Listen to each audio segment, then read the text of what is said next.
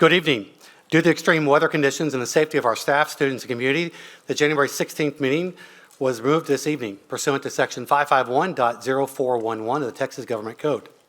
The Cypress-Fairbanks School District Board of Trustees is now convened in a meeting on Thursday, January 18th, in the boardroom of the Cypress-Fairbanks Independent School District Administration Building. I want to welcome our members of the audience, our television, and our viewers online to the meeting of the Board of Trustees. As the Cypress-Fairbanks Board of Trustees, we're here to set goals, listen to reports, approve budgets, contracts, personal appointments, and make policy for the district. It's not the role of the board to make day-to-day operations decisions. The management of the day-to-day operations decisions are the responsibility of the superintendent. We have policies and procedures in place to resolve conflicts and concerns. This is a public meeting of the Board of Trustees, not a meeting of the public. The meeting is open to all who wish to attend matters, and audience members are asked to not participate outside of the designated agenda items or citizen participation. Disruption of any meeting by any person, including the audience, is inappropriate and addressed by the board president or the board parliamentarian. During the course of this meeting, the board may determine that a closed session is necessary. In that event, the board will meet in a closed session and consider matters duly posted the meeting as permitted by sections 551.071 through 551.084 of the Texas Government Code. These proceedings are airing live on district website. They also may be available on video on demand in the district website following tonight's meeting. For the video to adequately reflect the proceedings, I respectfully ask you please refrain from talking while others are speaking and that your cell phones are please turned off or in silent mode. Thank you for taking time to join us this evening and your interest in the Cypress-Fairbanks Independent School District. Tonight we do have Girl Scout Troop number 4, is that correct, in attendance? And Lisa, are you here? Can you all stand up, please? We can introduce you.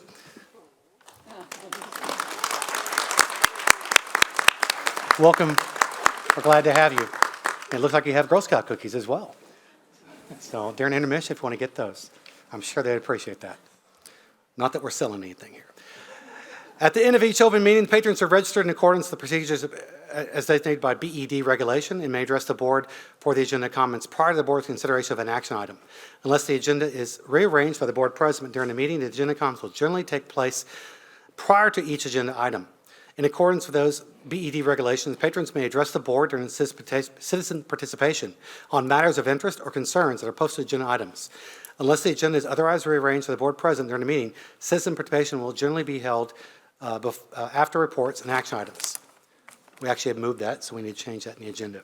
Patrons have been registered to speak before this evening or listed on the screen, which will be behind me. Your name will be called. Please move forward and sit in one of the reserved seats up front or to the right.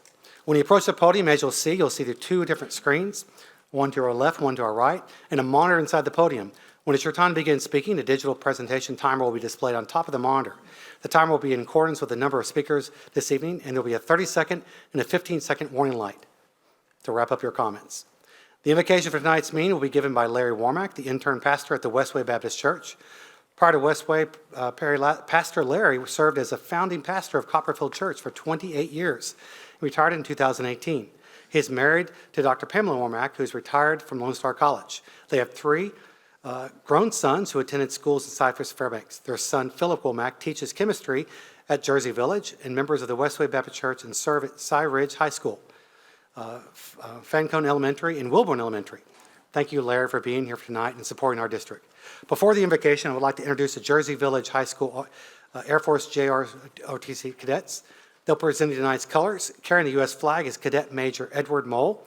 Carrying the Texas flag is Cadet Captain Alessandra Zapeta. On the right guard is Cadet Captain Diego Gonzalez. And on the left guard is Cadet Staff Sergeant Ashton Penegard. These cadets present the colors to you under direction of Senior Master Sergeant Nellie Hardy, retired U.S. Air Force. At this time, I'd like you to please stand for the invocation and also the Pledge of Allegiance.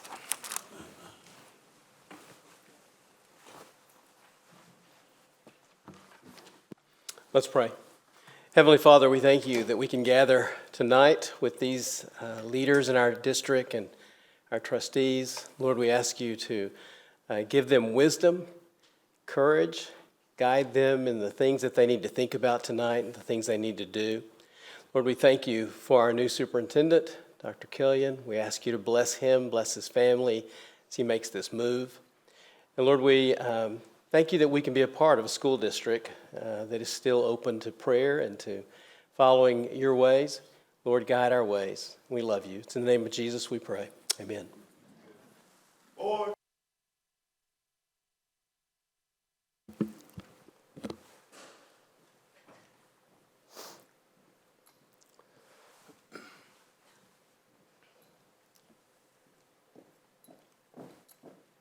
Colors.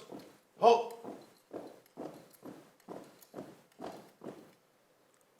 Present. Horns. I pledge allegiance to the flag of the United States of America and to the republic for which it stands, one nation, under God, indivisible, with liberty and justice for all. Order. Halt. Post.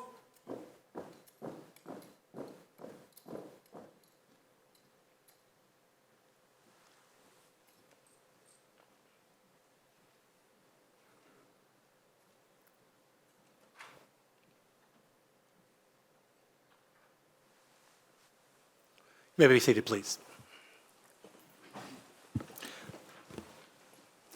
At this time, Board Member Lucas Scanlon will read for the district's vision and mission statement. Our vision at Cypher ISD is formed from the acronym LEAD, to learn, empower, achieve, dream, lead. Our mission is to maximize every student's potential through rigorous and relevant learning experiences, preparing students to be 21st century global leaders.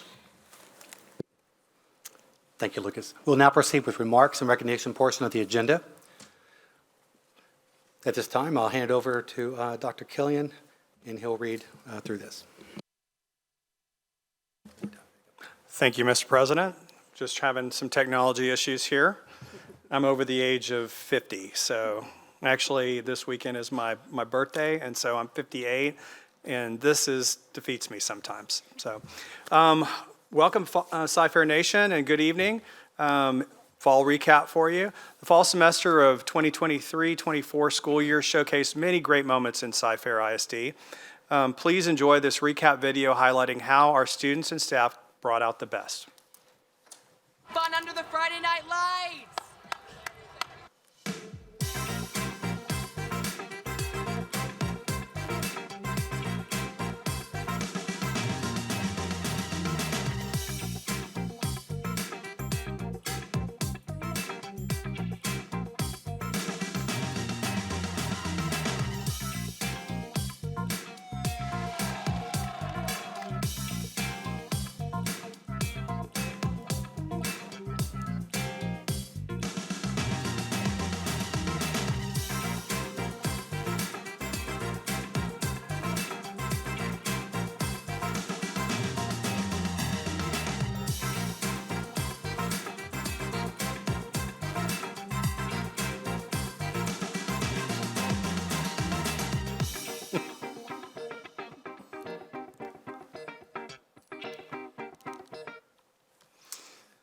Well, folks, January is designated as Board Recognition Month. Trustees are elected, unpaid volunteers who are responsible for so many important and difficult decisions facing our public school system.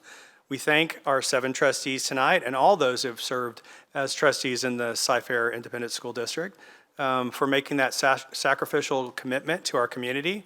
To show appreciation for our board members and our campuses have actually created a brief video that we'd like to show now. We here at Salyers Middle School would like to Thank the CFISD Board of Trustees. Happy School Board Appreciation Month. Go Bears! School Board, Grinnell is thankful for the time, effort, and energy you donate to our district. Thank you, School Board!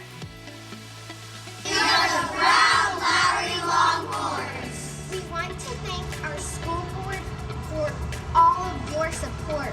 Army Elementary thanks all of our school board members for all they do for every student. Sampson Elementary says thank you, School Board.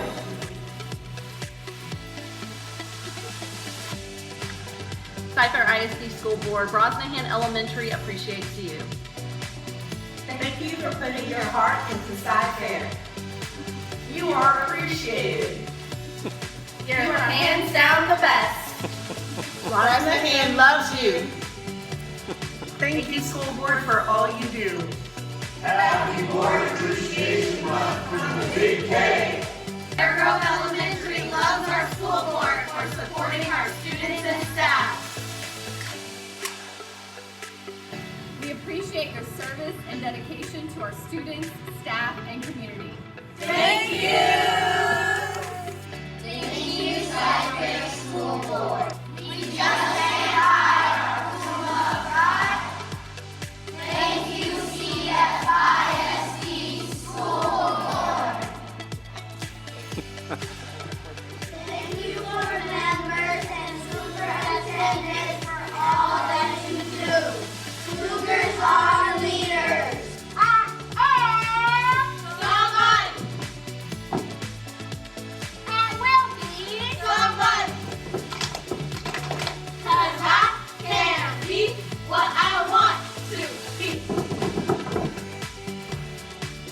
Thank you for stepping up for CFISD. CFISD board members, here at Adam, we appreciate you. Thank you for all that you do. Active, we love our school board. Thank you for all you do, Board of Trustees.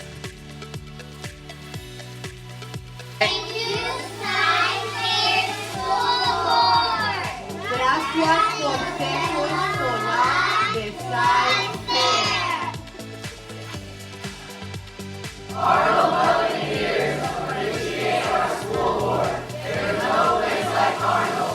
A book has been donated in honor of your service. Thank you from Oakland Elementary. CFISD School Board, Moore Elementary wants to say, Thank you.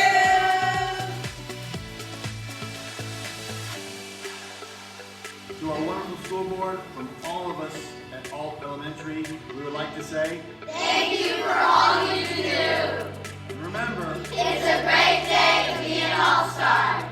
Thank you. Thank you. Here at McGowan, we give a hoot about our school board. Thank you for giving 212 degrees. We appreciate you. Thank you for all that you do. Always appreciate you.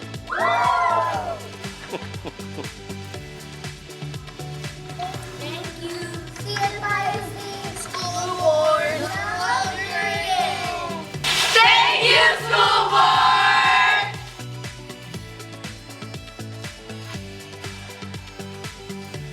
Thank you for all you do, American Elementary. Thank you, Cypress School Board. Love the elementary. The leader members would like to thank our school board for supporting all our programs here and across the district. Great thanks to you and returning CFISD board members for all their hard work. Us Spartans look forward to 2024. Thank you from Sally. Thank you from Hancock High. Thank you, school board.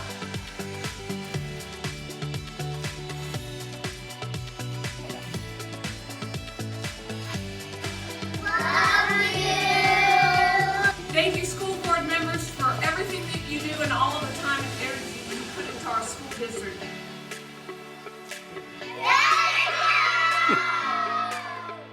Thank you, CFISD School Board. High school boards from Key Elementary says thank you so much for your commitment and your time to our children. Thank you, school board. Shout it out and repeat the let's cheer for the Cypress School Board. So, so beautiful.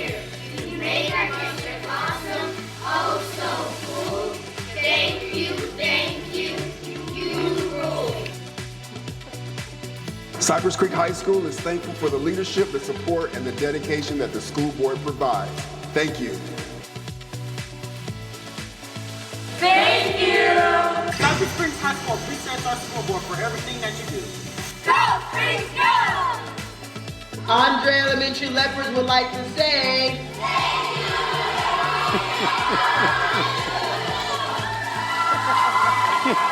Thanks for all you do from the Mustangs of Cypress Ranch High School.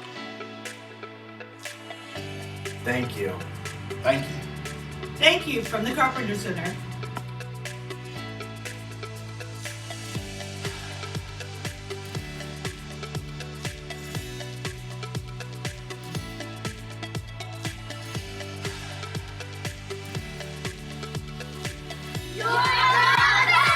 Thank you, school board. Thank you. Thank you, school board. Thank you for everything you do. Thank you, CFISD School Board. Thank you, school board, for all that you do For students. for our school, for our families, and our community. Thank you, Cypress School Board, for all that you do. You truly embody the spirit of 212, and thank you for the one extra degree that you give our district.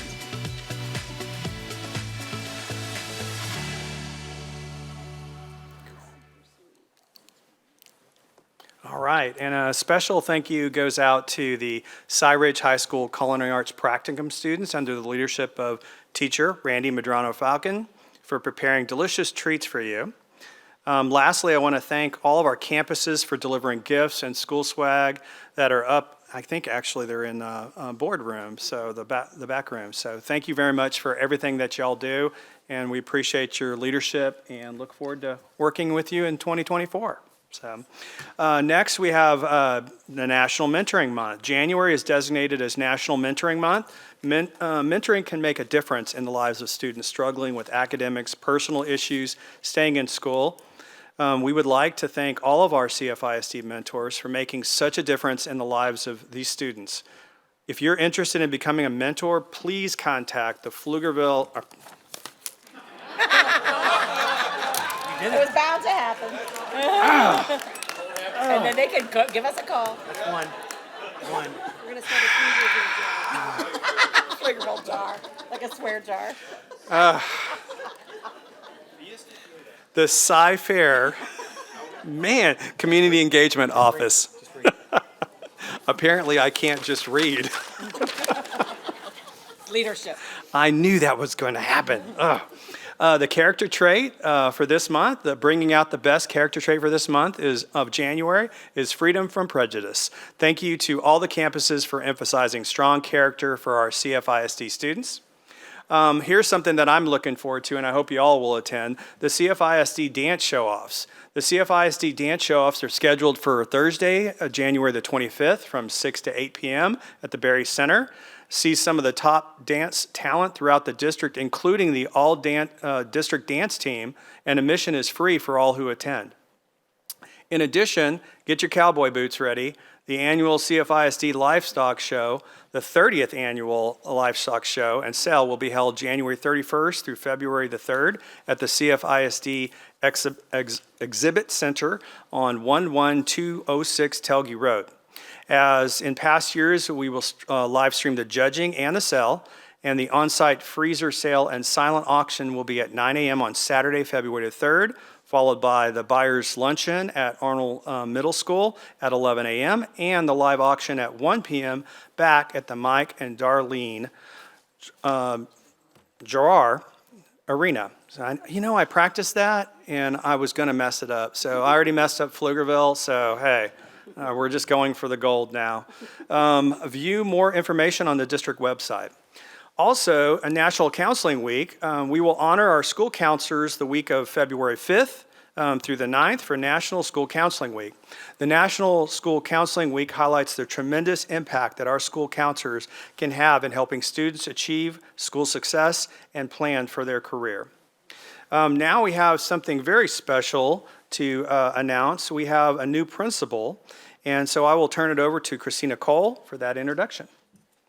Thank you, Dr. Killian, President Henry, and Board of Trustees. I'm following in your footsteps.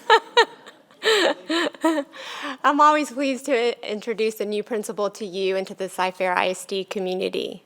Our new principal at Aragon Middle School is Dirk Keith. Dirk is in his 29th year as an educator, with 15 of those years as an administrator. Dirk served as an associate principal at Cypress Woods High School for the past 12 years. Previously, he worked as an assistant principal for 5 years at Cypress Falls High School and Blau Middle School.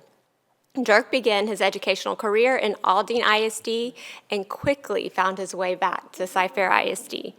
Dirk received his bachelor's degree from Sam Houston State University and his master's degree from Prairie View A&M University. During his 29-year career, Dirk has received extensive training in a variety of programs, including instructional strategies, classroom management, and leadership training. Dirk and his wife, Carrie, have one child, Michael, who is a 6th grader attending school in the district. An interesting fact about Dirk is that him and his siblings, they all graduated from Cyfair High School. Outside of work, Dirk enjoys spending time with his family and his friends. However, for those of us who know Dirk, we can easily testify that Dirk enjoys being on campus with his people and at campus events, interacting with students and parents almost as much as he enjoys being at home. Dirk is a true servant leader with a positive and gregarious disposition. Please join me in welcoming Dirk Keith to his new leadership position at Aragon.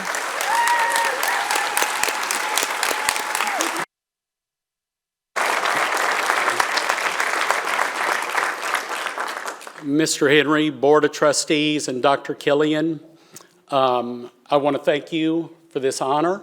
I just could not be more excited that the district has this faith in me, and I look forward to serving the students and the parents of the Aragon community. And by the way, Ms. Cole, Dr. Killian, y'all made me feel a little bit better. So with your struggle, so much better. But no, again, I could not be more honored to serve the district in this manner, to be a servant leader, and just to continue being an educator. Ms. Cole shared that I am a Cyfair grad. My brother, my sister are both Cyfair grads. This is our home. My dad and my mother, they moved out to this area back in 1967. So I've grown up here, went to Adam, Arnold, Cyfair. I'm proud to say I have a number of my high school buddies out here tonight, and still from Cyfair High School. That is my true hardcore group of friends that I'm grateful to have to this day. My assistant principal is here from high school, Mr. Orsak, who helped get me into college, by the way. Mr. Orsak, I'm very grateful for that. Mr. Orsak also did give me swats, but that was only a couple of times, and that was only my freshman year. But again, just could not be more excited. I'm very loyal, very proud Cy Woods staff member for the last 12 years. My Cy Woods family is here, which means the world to me and will always be family. And I have to tell you, kudos to Mr. Turner. Mr. Turner did such a phenomenal job as the principal at Aragon. I have walked into a staff there at Aragon that is just first class, first rate. The administrative team has welcomed me with open arms, and I'm excited that they are back here as well. Thank you, Aragon team. And last but not least, would like to share my family here. My brother-in-law, Bob Truman, my sister, who's an 87 grad from Cyfair. Sorry, Shannon. Shannon, and then my wife, Carrie, my son, Michael, my mother, Heidi, my father, Frank. So thank you all for being here. And again, board, Dr. Killian, I could not be more honored or more excited to serve in this capacity. And I give you my word, all of you, won't let you down. Thank you.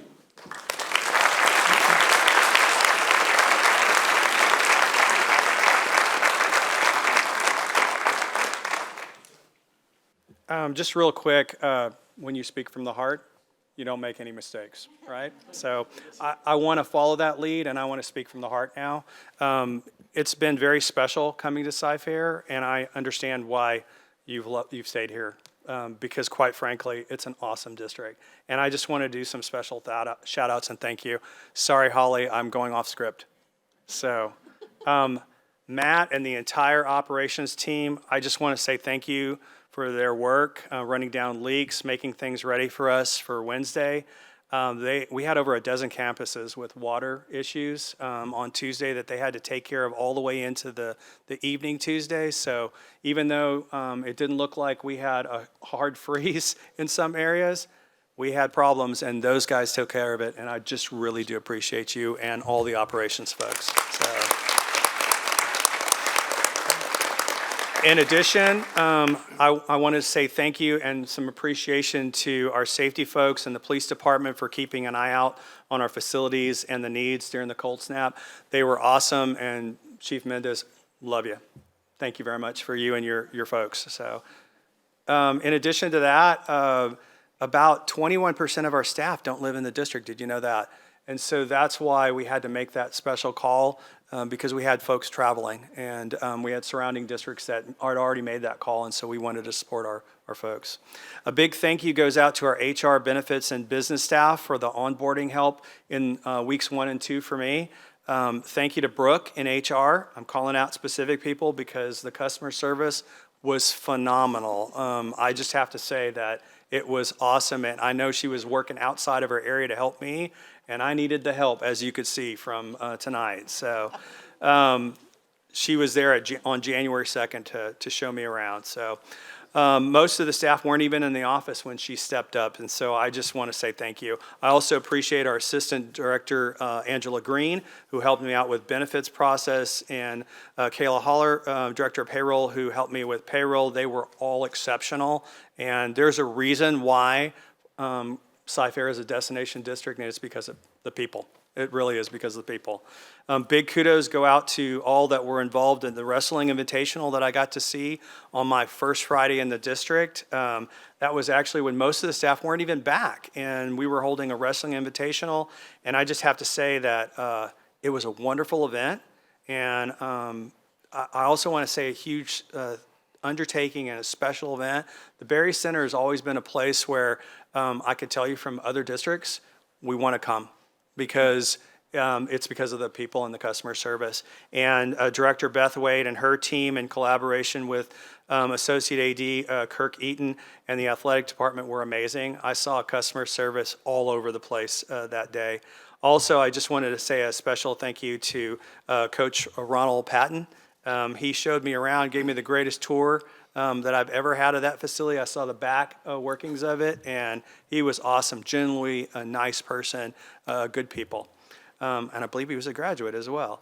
And I have to thank Holly, because quite frankly, it's been very difficult to change districts and even forget the name of the old district, obviously. But it's because of Holly and her special work, just trying to make me feel welcome and take care of all my needs. Thank you, Holly. I really appreciate you. So, and then finally, thank you to the entire community. You've been wonderful and welcoming. I look so forward to meeting so many of you. And I also would just like to say a special thank you to my wife, who drove in from Pflugerville tonight. Tonight is our 32nd anniversary. We moved a board meeting, so hey, we're celebrating our anniversary. Thanks, baby. So. And trust me, folks, I will be making this up to her. So, but thank you for the wonderful staff. And I can't, from the bottom of my heart, this is an amazing district. And I look forward to working and serving each and every one of you. Thank you. That concludes. At this time, we're going to take a quick break. Derek, if you don't mind, just come up here at the podium. Whoa. And we're going to take a picture with the board members, if you don't mind. Perfect. And the superintendent. About 5 minutes.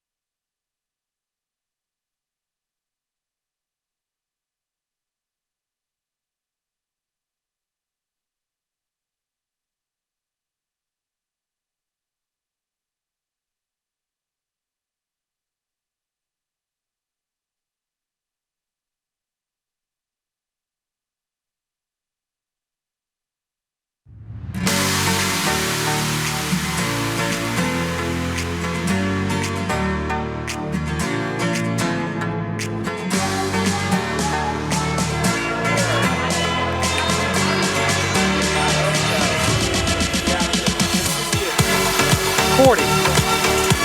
What kind they give it to you?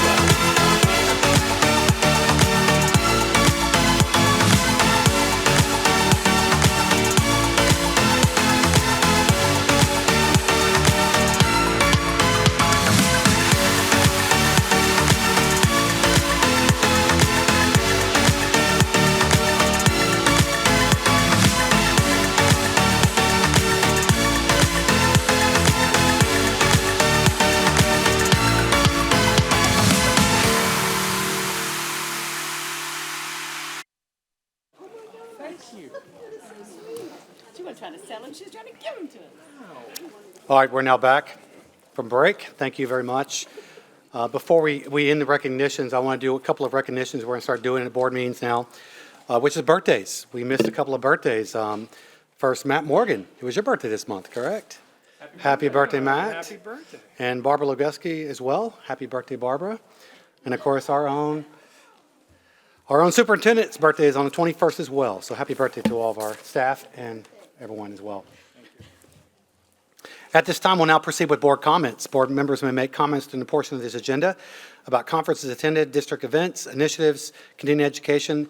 The board may take no action on items discussed. Board members, I would ask, please keep your comments light so we can get Doug out of here on his anniversary date later on. We have a big cookie in the back for him.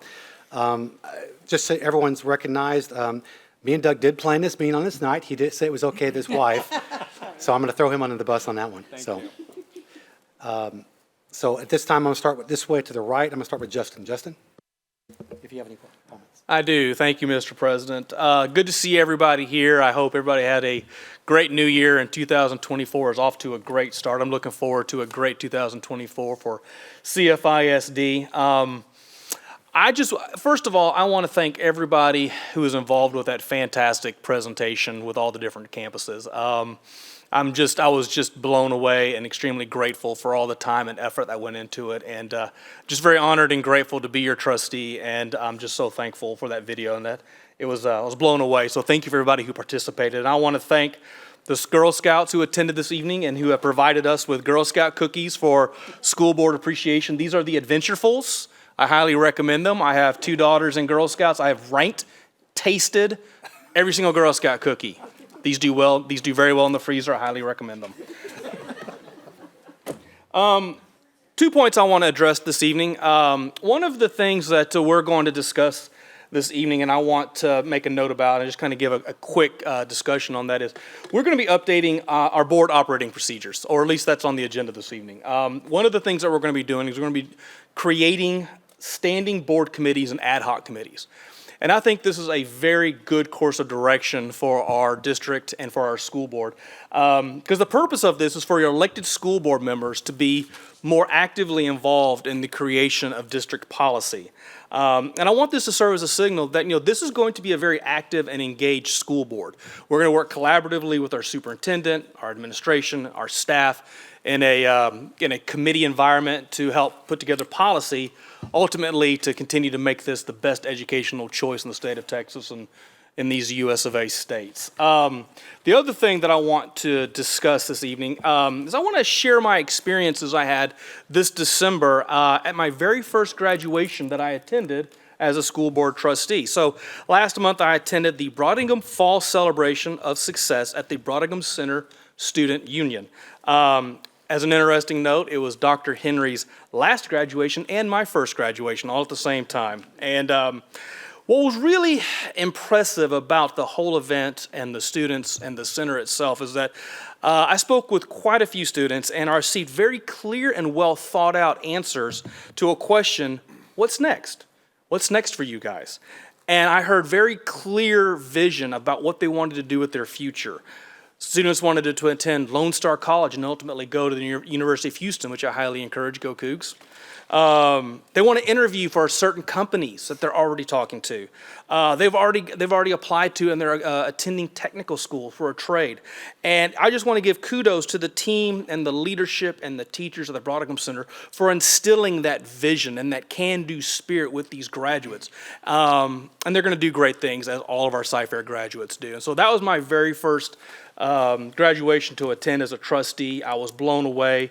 fantastic center, fantastic teachers, fantastic staff, and wonderful students. And so I look forward to attending more events there. I look forward to attending more events similar to that and more graduations. And I will yield the balance of my time. Thank you very much. Thank you, Justin. Anyone else on the right-hand side would like to speak on board comments? I would, just a few moments. So I very much appreciate the time and energy that went into the Board of Appreciation video, as well as all of our gift bags that we received from all the schools in the last few weeks, as well as the bags that are behind us right now. Thank you so much. It's fun to go out and proudly represent our schools to our community. And when we have parents and community members come up and talk about them, it's a great door opener for conversation and to make sure that we're listening. And I also love the fact that the opening visual on that presentation was my daughter and I at her elementary school when I had a chance to go visit and read. So that's super fun. We are now in the process of beginning planning for school visits. So we look forward to this process. This will be where the administration coordinates with principals throughout the district, our 95 campuses, and we have grouped those campuses, and there will be decisions made regarding which board members will visit which schools, and we're going to find out. So it's going to be a good process where we're going to get good coverage across our district, and with the goal that we'll be visiting all of our district schools this year. So we all look forward to that, and I look forward to seeing that come out and how that's all going to work itself out. And so with that, it is an honor to serve as a trustee. It's a lot of time, but every time we visit a school, it is, me personally, I know that I'm always humbled by meeting our staff and our team members that are giving everything they've got for our kids, and we see it in the eyes of our children. So it's an honor. Thank you very much. I just want to give a shout out to some holiday performances that I was able to attend. One was at the Berry Center, dance performance. I believe, please don't, if I butcher the name, I'm sorry. Mrs. Aschenbeck, she was actually coaching the dance team out for Woodard Elementary, I believe. And then we also got to see a CFISD grad from University of Houston, one of the cheerleaders that did a solo performance. So very, very thankful and very appreciative. I just want to let the community know that our teachers and our staff, a lot of times they do this out of the goodness of their heart. They're not getting paid for this, for the extra time and energy that they're putting in. And I just want to tell everyone, thank you so much. I can see the passion from the teachers and the staff at Berry Center. This is going to be a great run for you, Doug. So I'm very, very thankful for that. In addition to that, I was able to attend the Spillane holiday performance. We had some middle schoolers that did an incredible job. There's, I just wanted to kind of recognize Mr. Finch. I think he had about a 3-week window to get it prepared, and it was a very funny, a lot of comedy in it. And I just want to let everyone know the amount of talent that I saw there. Unreal. So very, very excited for those kids and very appreciative of the staff and the teachers as well. So in addition to that, Friday, right before we came back from the break, I was able to attend the state wrestling matches that we had. I just want to let everyone know that there was 95 teams from across the state that attended. So it was the performances that we had. The amount of talent that we have coming out of our school district is unreal. I want to just let you guys know I'm gonna be following the wrestling teams. We've got districts coming up, and we also have another state tournament coming up a little bit later. This, I believe, is in February, and so we'll be following that. And I also learned that it is the fastest growing sport in our school district, and I wanted to let everyone know the reason why. For those that aren't really heavy into athletics, there's a lot of kids that maybe they're not blessed with being 6'2" and built like a NFL football player. The thing about wrestling that I really enjoy is that they have different weight classes that you can compete in. So kids that may not be able to make that team sport because of maybe their size, wrestling invites those kids in and welcomes them with open arms. And I want to just let everyone know we have some fantastic coaches in our school district that we're taking some of these kids that they're just straight athletes. They don't know anything about wrestling at all. And I just want you guys to understand the time and energy and the effort that it takes to turn just a student athlete into a wrestler. It's no small feat. So I just want to recognize the awesome coaches that we have in the school district, and I'm looking forward to recognizing one wrestler in particular that she attends Bridgeland High School. But there's a record of 100 wins that she achieved at that meet. So I want to make sure she's here when we recognize her. So, but anyway, that's kind of what we've been. what my attendance has been so far in the school district, and looking forward to the school visits and just getting to know everybody. So appreciate it. Thank you. Thank you, Todd. To my left, Natalie. You win. Thank you, everyone, for being here tonight. I welcome 2024 and CFISD. I'm very excited to welcome and launch a next era of excellence under our new superintendent, Dr. Doug Killian. We're very pleased you joined us in this premier school district, and happy birthday tonight as well. And we expect and look forward to all the excellence that you'll bring and the continuous improvement and excellence for our students and our staff, and with a real focus on student outcomes. That's something you definitely he has a data binder if you're wondering. And so he definitely, we know that you know how to move that work, and so thank you for being here. Thank you for choosing us just like we chose you. And we will have our challenges ahead of us. I did get the TAPER report that came out just recently from the state, and that's the Texas Academic Performance Report, which really says, hey, where are we at and where do we need to go? And so it's charged upon us, and it's actually charged upon all of us. And if you look at Texas Education Code, Section 11.1511, specific powers and duties of the school board on School Board Appreciation Month, it says there's a 1 and a 2, but number 3, establish performance goals for the district concerning the academic and fiscal performance indicators under subchapters, blah, blah. Any performance indicator adopted by the district. Ensure the superintendent is accountable for achieving performance results, recognizing performance accomplishments, and taking action as necessary to meet performance goals, and adopt policies that allow that to happen in decision-making. So we have a very real challenge in this job as school board trustees, and we just have full confidence in you, and I have full confidence in my colleagues and this incredible staff at every level, from the administration to every level of service in this school district, to continue to reach for excellence and meet our challenges. Some areas of challenge that I'll note, because we need to know where we are to know where we're going, right? I think third grade reading is such an important barometer of health of a school system.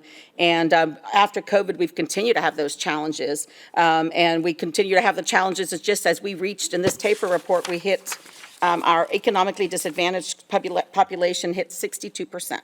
And that just makes your challenges even harder. As an educator, I know full well what that does mean when you're overcoming some of those challenges as well. So we have our challenges there for ourselves. And our third grade reading, just know we're always above the region. We're above the state in how we perform. So we celebrate our strengths. But we had 81% of our third graders in the district being at the approaches level, 56% of our third graders at the meets level of reading. So that means we had 56% of our kiddos that are really strong and on level, and 81% who are almost there. That means we have more work to be done. And then if you look at the subpopulations, you have 73% of African-American third grade kids. And so we have to look at that number. And as long as since 2015, since I've been engaged in the politics of our school district, we've had an achievement gap. And that's something that I hope that we as a team can definitely eradicate. And there's we have 77% of our Hispanic kids, 90% of our white kids, 69% of our American Indian kids, 91% of our Asian kids, 100% of our Pacific Islander kids, 85% of two or more races, and 53% of special ed kids that are current at those levels of performance. And so in the approaches level. So I just say, I celebrate that we're ahead, and I say, let's go get it. I think that there's nothing we can't do if we fight for kids. Other records of note is to look at fifth grade math. I mean, to me, these are health and barometers, right? Fifth grade math, again, way above the region and the state at 82%. But again, subpopulation gaps exist that I know that we can eradicate. And if you look at college and career and military readiness, there's plenty of controversy over that at the state level as far as how they're going to rate campuses. But that's a place that we set kids out in the path for success. And so really looking at the college and career readiness measures and making sure that every kid launched ready to succeed. And another area I'll mention is that about bilingual education and ESL. I know that's an incredible strength you bring from Pflugerville, looking at the data and how you've served your English language learners. And that is a place where we're at 60 in all grades in math and all grades in both subjects. Only 39% of kids were at that place of success of our English language learners. So I just am excited about the challenge of seeing how do we meet the needs of those kids in our system. And attendance, this is where we'll go to parents. We have, attendance is, everything's shifted in how people think about school after COVID. Do you go or not? I know I talk about that in my own household, maybe having a senior in high school. It's a whole other conversation. But the chronic absenteeism is up from 14% to 21.7% from 2021 to 21-22. And our attendance rate continues to be a challenge with all the incredible efforts people are doing. So that again is something that we'll need to face the challenges on. So, but I will also say that there are so many bright spots in our data. We continue to be outperformers in areas with Algebra 1 and other areas of the curriculum. And over time, those gaps in literacy are closing. When you look at 8th graders, it goes down to 88% approaching. And you get to English 1, it wavers at 79, but 62% meeting. So there is progress being made over time for kids. But I just say I challenge us to make sure that we keep our eye on the prize, because in the end, it does say in Texas education, our job is to, we are accountable for achieving performance results for our students. I would also like to thank, first of all, thank you for Girl Scouts. Just such a fantastic organization, raising girls of confidence, courage, and character who make the world a better place. I was a troop leader for lots of years, so thank you for the work you do. I'm sad our little girls could go home for school, even though I loved having them here. But thank you very much for what you do as a community volunteer, and to all those who are out leading youth organizations to help kids through sports and activities and Sunday school and all the other things. So thank you to you and all those who help, because it takes all of us for this data that we're looking at and for these expectations. It is a community effort, parents and community involved. So thank you, and to all of those. I do also want to thank all the campuses for board appreciation. That was very precious. Unique ways to say thank you. I do this from the bottom of my heart, this is to serve our community, because I do believe that we can make our district the very best choice for every student. And that's what I hold that challenge, to make sure we're the very best choice for every student. I want to say thank you to our superintendent, Matt Morgan, and his team in this first weather event. I appreciate your communication to us and making sure that we were aware. And Matt Morgan, you have a strong team. I want to thank Jesse Claiborne in facilities, Tammy Blankenship in operations, and Scott Vanderzijden in maintenance, and their incredible teams beneath them. That was a Herculean effort to make sure that every school, they did restoration and remediation until every campus could open on time and every student could be back in their seat learning, much to their dismay. But yes, they were all back in learning. So thank you so much for everything you guys do. We have a truly excellent team, and thank you for your excellence. These events, just in essence, in whole, remind us of the imperative we have and the challenge we have to make sure that we're keeping our schools safe. Safety is the #1 job so that we can do our main job, which is making sure kids have foundational skills, making sure kids have thinking skills, making sure they have the character and all those pieces like we talked about, the freedom from prejudice, that is January's character trait of the month. And so I even challenged our commissioner and our safety team in the state to continue to support us in making sure that we can add every layer of safety into our mix as a school district, because we had a reminder before the winter break of how fast and hard things can happen. So I am definitely I thank our superintendent who has a focus on safety, and I want the state to continue to support schools, that we don't have to make hard decisions around which measures of safety to put in place, but that we can make decisions to put every measure of safety in place for our students. And I do want to also appreciate our chief and the Office of Emergency Management led by Scott Hudson, and the multi-agency school safety team that meets 3 times a year by law. They are very serious. I got to attend that meeting and hear the input from every agency in the area, every police chief. So first of all, kudos to that team for getting everyone there, making sure they're serious about it, and having a process of getting input about what they're most worried about, what they want to be trained on, they want to do exercises together on. So we're in such good hands. We are far ahead, and I hope that we continue to stay the #1 premier district for safety in the state, maybe the nation. And I want to congratulate along that line. We had updates at several schools. It takes a lot of effort to manage, let's say, 1,000 kids and 150 staff members to keep a place locked down and safe. And so thank you to those teams, campuses and their teams who are passing our audits by TEA with flying colors, making sure that we are safe for our kids. Thank you to each of you for all your efforts. I also want to thank the district educational improvement team and Linda's team and everyone who worked on the district innovation plan that was presented last week and the information.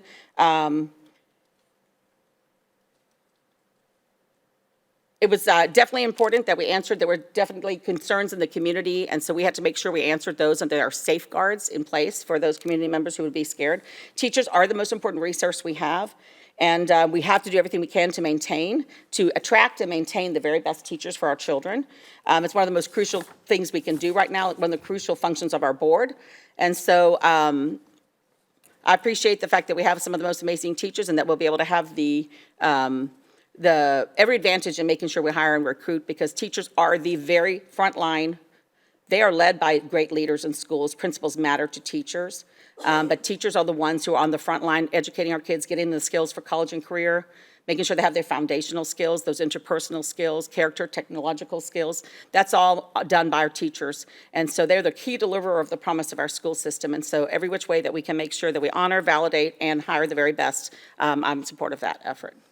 I also want to thank Dr. Mike Moses. He was our search firm consultant, and we were very lucky, it turns out. People don't get training by him, but he gave us Team of 8 training, and I want to say there were like 2 or 3 nuggets so deep and profound. I was surprised. I wasn't sure, what I would hear that was new, but so I want to thank him, too, for giving the time to our system, helping us find our superintendent, and for helping set us on a good path to make sure that we're excellent in serving you. So thank you so much. It is a privilege to serve our district. Christine?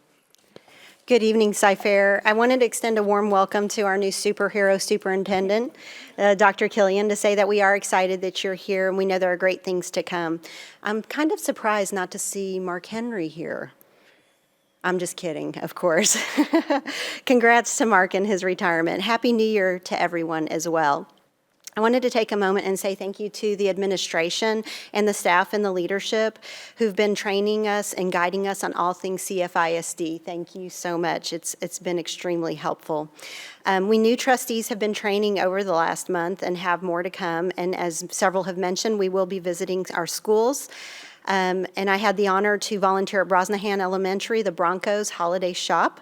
And believe me when I say the kids keep all those volunteers busy with their little packets of money trying to buy gifts for their families. It was super sweet. Thank you to everyone that was a warm welcome for me there, as well as getting to see Dr. Brosnahan. Her and I went to church for a number of years together, so it was very special to see her. And she was filling in for Dr. Silliman. So we appreciate that. I was able to attend the Community Leadership Committee meeting to get an overview of the last legislative session. We know that school funding and some other things definitely still need to be addressed, and also received an update of the District of Innovation. We obviously do have information on DOI on our website, and also the trustees plan to visit the police station, transportation, and other facilities in the district as well. There are so many people who work so hard every day to make Cy-Fair go, so we say thank you to you. Welcome back to everyone. I pray that each of you had a blessed holiday season and we're ready to take on the new year. Thank you. Yes, ma'am. Good evening. I just wanted to say Happy New Year. I'm excited for this coming semester for Cy-Fair ISD. Welcome to Dr. Killian. We had a lovely reception before the meeting for some of our community members, and it was great to see some really important people in our community have the opportunity to meet with Dr. Killian and to start to build those positive relationships. As we know, it takes years. It takes a lot of time to build up those relationships and to get to know the community well. And so I encourage Dr. Killian to give himself some grace, and we will also give him grace as it takes time to get his arms around our big district. Even though it feels like a small town a lot of the times, there's still a lot of us, and there's only one of him. So we definitely extend grace to him, and I appreciate the warm welcome that he's received across the community. In terms of School Board Appreciation Month, just please know that that works both ways. I appreciate the opportunity to serve our district and to serve our community, and I appreciate all that everyone who touches our schools and our kids and who pours into our students, you are very much appreciated as well. So, thank you. And I'll be very brief. Just three quick things. One is, one of the things we do really well, I think, in our district is mentoring. And Ms. Cole and her team are very, very lean in their things, but we always have exceptional leadership that gets promoted all the time. And I have to say that their team does a great job of mentoring each other, and we always see the best and brightest that get upgraded and get to move to different spots. And I think that's a very bright thing. It's a great thing for our district. The second thing is recognizing employees. We're going to do something a little different. We're going to have a board-led award. I think we're going to call it Bring Out the Best from the board. We're going to pick two people in our district. One is going to be a teacher because they're our frontline people. The second award is going to be to a para, an engineer, someone's not a director, not a manager level position. We're going to recognize those people in our board meetings. So principals and others who see those people, we're going to find a way to collaborate that information, bring that up, just to recognize people in a different way, because I know we get recognized a lot, but I think it's the board needs to recognize people as well. And the last thing I want to say is, we have remarkable students. And we got to attend this week the Superintendent's Leadership Council, and the inquisitive nature of the questions they asked, they grilled our superintendent on, and really insightful, and he was able to handle it very well. But it's impressive, the leadership that we're instilling in the kids and bringing up the next generation. It makes you very proud and very supportive of our kids to know that we're going to be in good hands, because as we get older and we're in the homes, they will take care of us. Again, I want to thank the Dr. Killian for being here and sacrificing your anniversary, and to his wife as well. Thank you. As promised, we'll now move to citizen participation. We did move this up as we promised, and this time these are patrons can address the board members for any matters of interest or concerns. Just so you know, we did put this after our board comments because we can't comment on anything you'll say. Just remember, any registered members can speak in the order listed behind me, and when your name is called, please move forward and sit in one of the reserved seats. Our first speaker is Lisa Buka. Thank you again, Lisa. No problem. Hello, school board trustees and leadership of the school district. I come to you representing a Title I neighborhood, and I'm again asking for an equity policy based on our socioeconomic status, diverse socioeconomic statuses across the district. The thing I wanted to talk about tonight was boundary lines. I don't think that's on our agenda in the near future, but I know it will be at some point in time. And I would like to recommend us starting from scratch with our boundary lines. I feel that our district lines have become gerrymandered, not intentionally, but when we incrementally change things, everything gets out of balance. There's hardly any schools that are in the center of their boundary lines, and our schools are the heart of our community, and they should be physically in the center of our community as well. So I would just ask for that. Again, I believe the lines are gerrymandered, not through intention, just through incremental changes that we happen because we're so big and we grow so much. So I would like for us to consider that. So thank you for your input. I appreciate it. And Girl Scout cookies go on sale February 10th. Thank you very much, Lisa. Julie Ricks, then followed by Leslie Martone.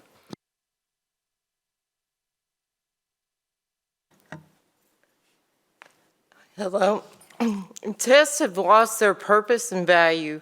My grandchildren are telling me about daily testing and often more than one. The objective is to actually learn and digest material, not play a numbers game that ultimately goes back to follow the money, which does not benefit or put the student's education first, just the opposite. It's concerning that PragerU shared 97% of students nationwide cannot pass a U.S. citizenship test. This is United States of America. As citizens and members of our society, it puts our students at an extreme disadvantage to not have knowledge and understanding of America's foundational documents and history. Cy-Fair must prioritize an education in academic basics and foundational truths of the U.S. Constitution and Bill of Rights. This is essential to produce a productive, morally righteous, and patriotic society. Number 2, drinking water tastes bad. A friend of my grandchildren compared it to taste as a nail polish remover. This can't be good and needs immediate attention. I know with the extreme heat last year, this was a major issue for the athletes. The options were to bring their own water, pay $2 a bottle, or drink the bad water. And unfortunately, most were forced to drink the water. Not acceptable. Number 3, no bathroom facilities were available till 7th period at Arnold Junior High during the day in December 2023. Number 4, names are important. God spoke this world into existence. Mark Henry's name on this building represents a time in Cy-Fair history of academic decline and a woke agenda that Mark Henry himself embraced and promoted. This is not a legacy that our students, both present and future, deserve. The name of this building should represent hope, future, and a success. I hope this is revisited and rectified. Ms. Martone.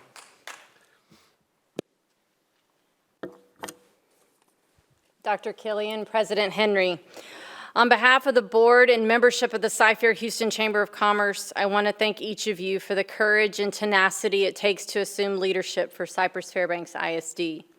At the Chamber, we are deeply aware that the quality of our public schools is both the engine for Cypress's economic growth, and our schools are also the starting block for our children's bright future. Both professionally and personally, I am deeply aware of the sacred trust that the voters have bestowed on you, and I am grateful, hopeful, and eager to work with all of you to honor the opportunity with which you have been blessed. Thank you for the commitment and work you have shown to our district. Please know that our public schools have the Chamber's unwavering support as we continue to thrive in 2024. Thank you. Kent. In fact, we forgot to actually identify you earlier from Tom Ramsey's office. This is Kent. Thank you very much. Good evening, everyone. First of all, to Dr. Killian, welcome to Cy-Fair ISD. Welcome to Precinct 3. Happy birthday, happy anniversary, and happy Groundhog Day, just so we have all our bases covered. Don't want to miss anything. It's always something to celebrate in Cy-Fair ISD, or someone, not the least of whom are the Board of Trustees. Mr. President, members of the board, thank you for all that you do. On behalf of Commissioner Tom Ramsey, I wanted to express our gratitude to you all and has a proclamation for each of you. I'd like to read on his behalf. It says, the Honorable Harris County Precinct 3 Commissioner Tom Ramsey hereby recognizes the Board of Trustees of Cy-Fair ISD. As Precinct 3 Commissioner of Harris County, Texas, and on behalf of the constituents of Harris County, it is my honor to recognize and congratulate the Board of Trustees for your faithful service to the Cypress-Fairbanks ISD Board of Trustees. Your dedication to steward the educational experience for students in our community is truly making the district a great place to live and learn. Thank you for your invaluable contributions to the board as you serve the faculty, students, and families. We wish you continued success in Harris County Precinct 3. Signed, Tom Ramsey, Commissioner, Harris County Precinct 3. Thank you for all that you do, and God bless you in this new year. Next speaker is Angela Martin Greer. I'm sorry, apologize.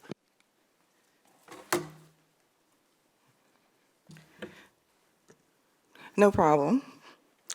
Good evening. I'd like to thank the board for all that you do and for the opportunity to speak tonight. I'd also like to welcome our new superintendent, Dr. Killian, to the district. I'm a long-term Cy-Fair resident and parent of a former Cy-Fair student, as well as a representative of the Cy-Fair Community Bridge of Excellence in Education, where our mission is to connect and unite parents, students, administration, and the community to educate, advocate, and promote excellence in education for all. As the new superintendent familiarizes himself with the district, I'd like to make him aware of some challenges and concerns parents, students, and faculty alike have, specifically regarding safety. With the ongoing threat of active shooters, our schools should be a safe haven for students to learn without fear of gun violence. The district has made strides in addressing this.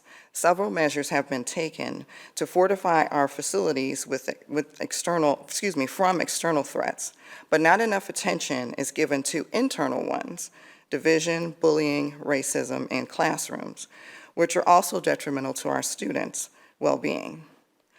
How are the needs of those individuals being met and addressed? When concerns are raised, Are they met with action and consequences or ignored and minimized? How are the needs of those, are students, all students should feel safe. That's what affects them, and understand that that matters. The beauty of Cy-Fair is that it is a mosaic of people from varied cultures, rich in arrays and traditions. Instead of drawing from that, the district is divided. What is being done to pull the district together? What measures are in place to combat this internal threat? Ultimately, we want our students, every student, to feel welcomed and Please wrap up. accepted. Every teacher and administrator to feel appreciated and supported. We are here to work with you and to ensure that Cy-Fair is a district where excellence in education and opportunity for all exists. Thank you. Our last speaker is Monica Dean.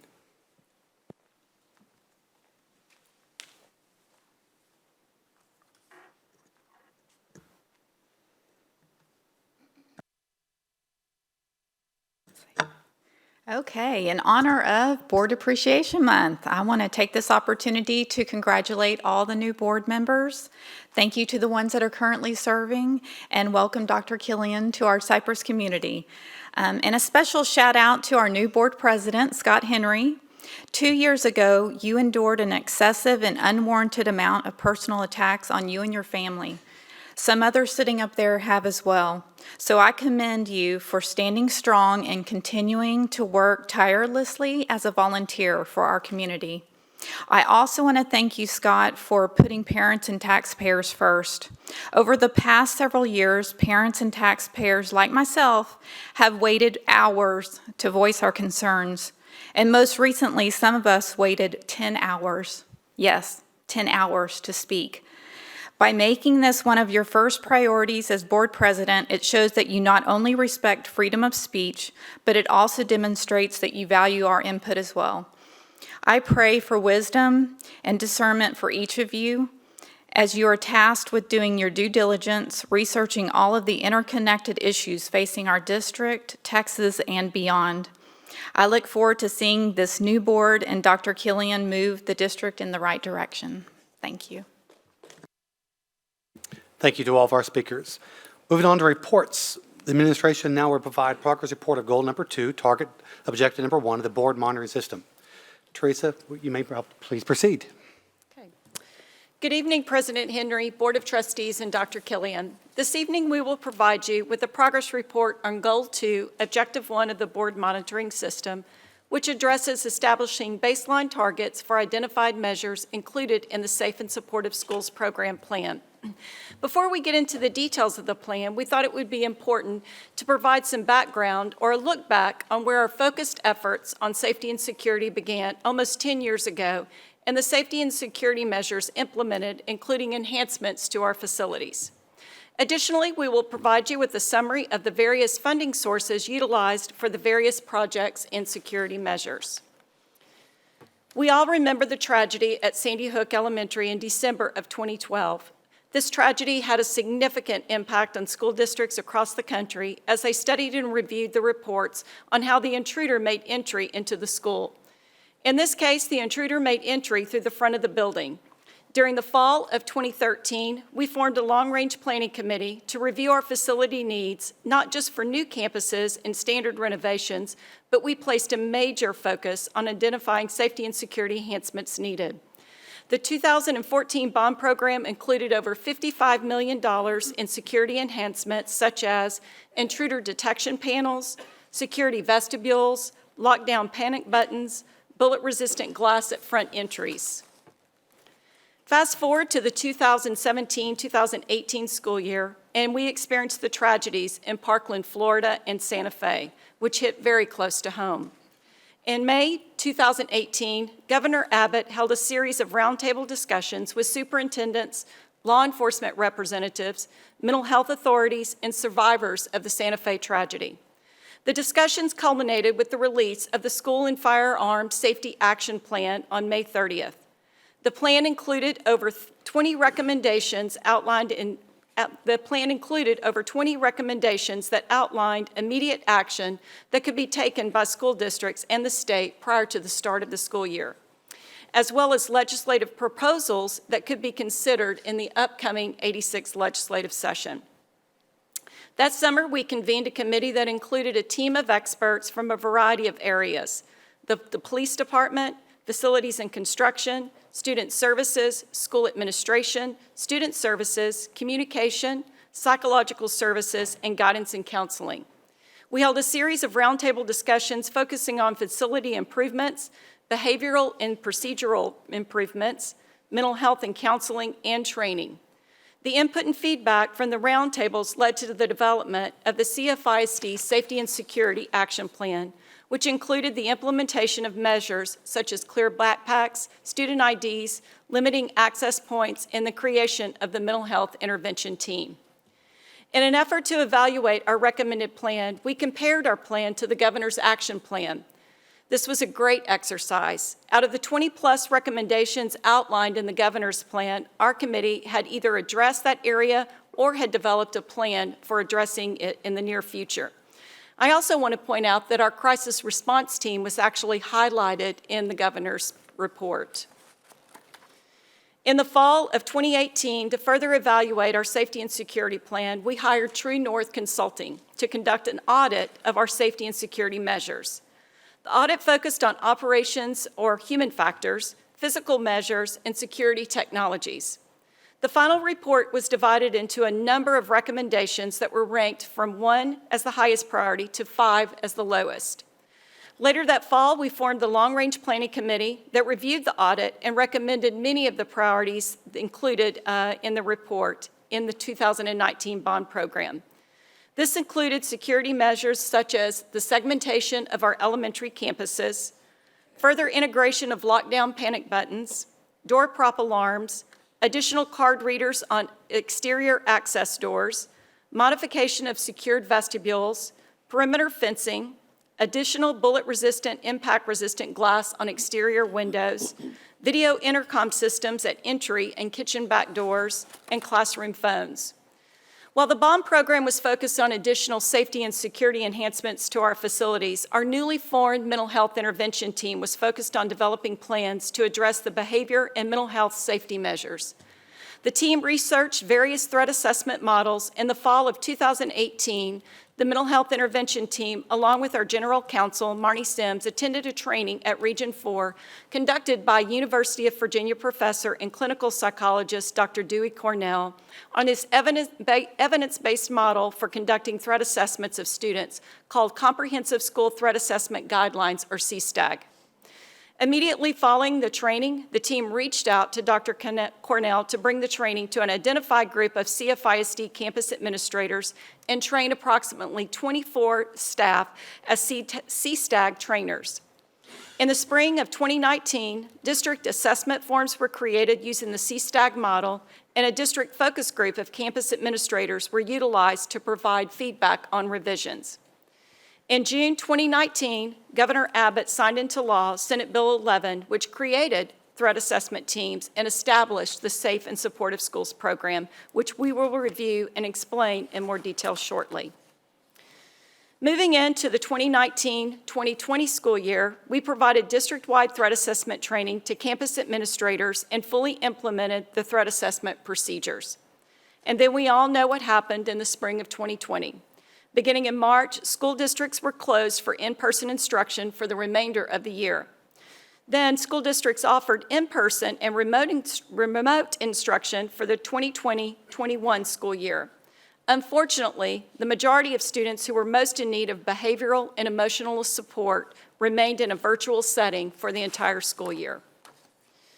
We began the 21-22 school year excited and hopeful that we could return to normal, with the majority of our students returning to face-to-face instruction. During that first semester, we had a very small number of K-4 students receiving remote instruction. It was not long after the school year began that we recognized that many students forgot how to do school and do school and work in structured and disciplined environments. By the middle of the fall semester, we experienced increased indiscipline fractions and fighting. This was not a situation unique to CFISD. School districts across the state experienced similar situations. In April, we administered a district-wide parent, staff, and community survey. One question asked the respondents to identify what they believe to be the 3 biggest challenges in facing CFISD. To no one's surprise, student discipline rose to the top, especially for staff. We will review those results in just a moment. At the end of the year, we all experienced another tragic school shooting in Uvalde at Robb Elementary School. On this slide, you will see the results of the survey related to the biggest challenges the respondents felt the district was facing. Several of our trustees may recall receiving this information as we shared it in the fall of 2022. The blue areas represent the biggest challenges, and the gold areas represent the second biggest challenge. You see that staff overwhelmingly indicated student discipline was the biggest challenge, and student discipline in a safe and secure environment ranked at the top for parents. In August 2021, as a result of the Uvalde tragedy, safety and security plans were expanded. Governor Abbott, in partnership with the Texas School Safety Center and the Region Support Centers, mandated that random intruder detection audits and exterior door sweeps be conducted at all campuses across the state. Everyone is now familiar with this process as we review the results of the audits with you on a regular basis. As I previously mentioned, during the 86th legislative session, Senate Bill 11 established the Safe and Supportive Schools program. This legislation required threat assessment teams be created, but only recommended districts form an oversight committee. As a district, as we continue to evaluate and discuss ways to enhance our safety and security plan, we made the decision to form a District Safe and Supportive Schools Committee to bring together all the key players and to remove any silos that may have unintentionally existed. Dr. Baker will provide you with more details on the makeup and work of this committee in just a moment. And as you know, we ended the 22-23 school year with the passage of House Bill 3, which provided a slight increase in our safety and security funding allotment and mandated that school districts place an armed security officer at each campus during the instructional day. As you know, due to not only a lack of funding to meet this mandate, but the significant shortage of quality police officers, the board adopted an alternative standard.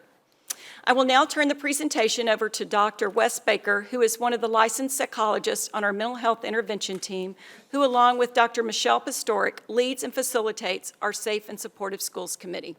Thank you. Mr. President, Dr. Killian, trustees of the board, thank you for your time this evening, and thank you for your service as well. So as we just reviewed, Texas Senate bill passed in May of 2019, which established the Safe and Supportive Schools program. The SSSP, which became Texas Education Code 37115, is wide-reaching, but is generally focused on establishing or expanding supports to help ensure school safety and security.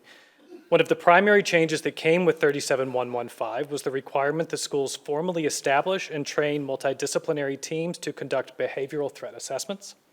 The law also includes a number of requirements related to staff training in the areas of mental health and behavioral safety, as well as annual data reporting to the state.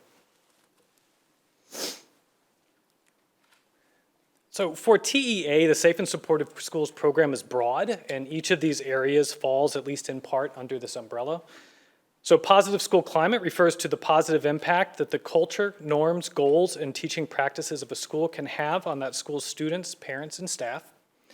Multi-tiered systems of support is a framework to provide students with academic, behavioral, and social-emotional support to best match their needs. Behavior threat assessments are an evidence-based approach to evaluating the context and the needs around a threat. Staff training in the areas of mental health and safety helps to ensure that staff are best prepared to respond to the safety-related needs of their schools. Safety-related data collection is used by districts to help identify opportunities for improvement, to close gaps in procedures, and to determine which practices are most impactful. And finally, emergency planning and execution describes the practices and procedures used to prepare for and respond for emergencies and crises that may take place in the district. And I'm sure each of you know that each of these represent major programs, or in some cases whole departments, and in total they touch on nearly every facet of operations within a district. As mentioned, Texas Education Code 37115 does allow for a school district to develop a district-level oversight committee that will set threat assessment procedures and direct the activities of multidisciplinary threat assessment teams. And districts who choose to do so have to ensure that all of the areas of expertise on the board are represented on that committee. Due to Cy-Fair's size and the number of our campuses, we established this oversight committee at the start of the 22-23 school year. Cy-Fair's committee started with a relatively narrow goal to oversee the district's threat assessment procedures. However, it quickly became apparent that, I'm sure you know, threat assessment process touches on behavioral and mental health procedures, which of course affect academics and so on. And so as a result, the Cy-Fair Threat Assessment Oversight Committee has now grown to include input from all areas related to the Safe and Secure Schools program. This is the current status of the committee, and all the individuals and the roles you see here are represented. It's important to note that these roles were specifically included on this committee as they represent their own departments at the decision-making level. This group has met many times over the past year and a half to engage in meaningful and productive dialogue about issues affecting safety practices in our district. And I should add that going forward, Matt Morgan will be joining the committee as well, as his role as head of operations will bring invaluable insight and guidance. These have been the committee's operating goals, and they've helped us directly inform the strategies that we'll be targeting in the district improvement plan. To identify current challenges in the areas of safety and security, particularly pertaining to student mental health and behavior. To review current mental health and behavioral initiatives that impact district safety and security. And to determine enhancements or modifications needed to better support student mental health and behavior in the coming years. The SSSP committee works towards its goals using the district's strategic plan as a general framework, and this framework considers safety needs in each of the areas of prevention, identification and intervention, and response and recovery. And in just a minute, Chief Mendez will be reviewing this plan in more detail. Of course, the work of this committee has been most impacted this past year by legislation passed during the Texas 88th legislative session. School safety-related bills passed at this time included facility safety updates, armed security officer requirements, updates to behavioral threat assessment procedures and reporting, requirements to distribute information on safe firearm storage, required mental health training for staff, and active shooter training requirements updates. Karen Smith will be providing more information regarding funding changes that came out during the session later on in the presentation.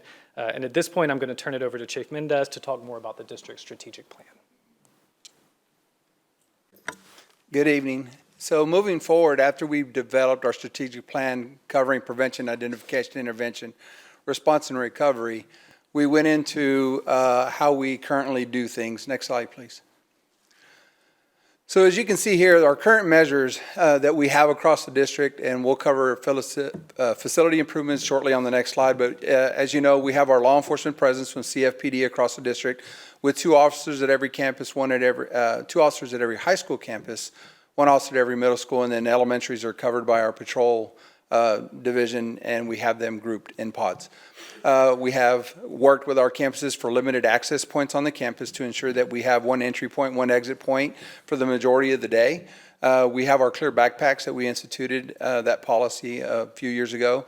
We also put the clear backpacks at the stadiums to ensure that we could monitor what comes in and out of the stadiums. We have metal detectors at the campuses. We issued the ID badges. Every student wears their ID badge at the secondary level. It does have the mandatory suicide hotline on the back so that students are aware of that information. We increased and enhanced the code of conduct and student handbook. We have our positive behavioral interventions and supports. Obviously, you've heard about our bringing out the best character education, our guidance and counseling, substance abuse programs, the DigiSafe, campus safety training and drills. Our campuses do safety training and drills throughout each semester. And then the standard response protocol and the standard reunification method we adopted from the I Love You Guys Foundation. They're the gold standard across pretty much the nation in reunification and standard response protocol. And we rolled that out with every campus, and they understand and have been trained. We do safety awareness trainings for all of our staff, and then we do new staff orientation. Continuing under prevention for facility improvement, security for elementary open concept floor plans. Our campuses used to have open floor plans for our classrooms, open classrooms. So what we did is we went into a pod of 4 to 8 classrooms. They still keep the open concept, but they're surrounded by 4 walls and doors, and then they have the intruder locks on the doors. So we did the impact resistant glass, security around our portables and our playgrounds to ensure our students are safe when outside. We added classroom phones to every classroom. The additional lockdown buttons across the campuses. We did the exterior window and door numbers, and we're currently working on the interior numbering for the doors so that the numbers match the inside and the outside. Additional card readers across the campuses for all the exterior doors. We upgraded our intrusion panels, hardened our main front desk. So we have the man traps that you walk into. Now everybody knows about the security vestibules. We basically, in essence, created a secondary man trap. When you get past the security vestibule and into the reception area, that reception area is hardened just like the vestibule as you come into. So we're slowing down intruders. We enhanced our video intercom systems, upgraded existing metal detectors across the district, and classroom exterior door hardware that we upgraded as well. Under identification and intervention, we have the Cypher tip line. The Cypher tip line is available to every student, staff member, and community member across the district. They can access it via the website. They can also access it via text. This allows our students, staff, and community to report issues and information that are important to be monitored or looked into.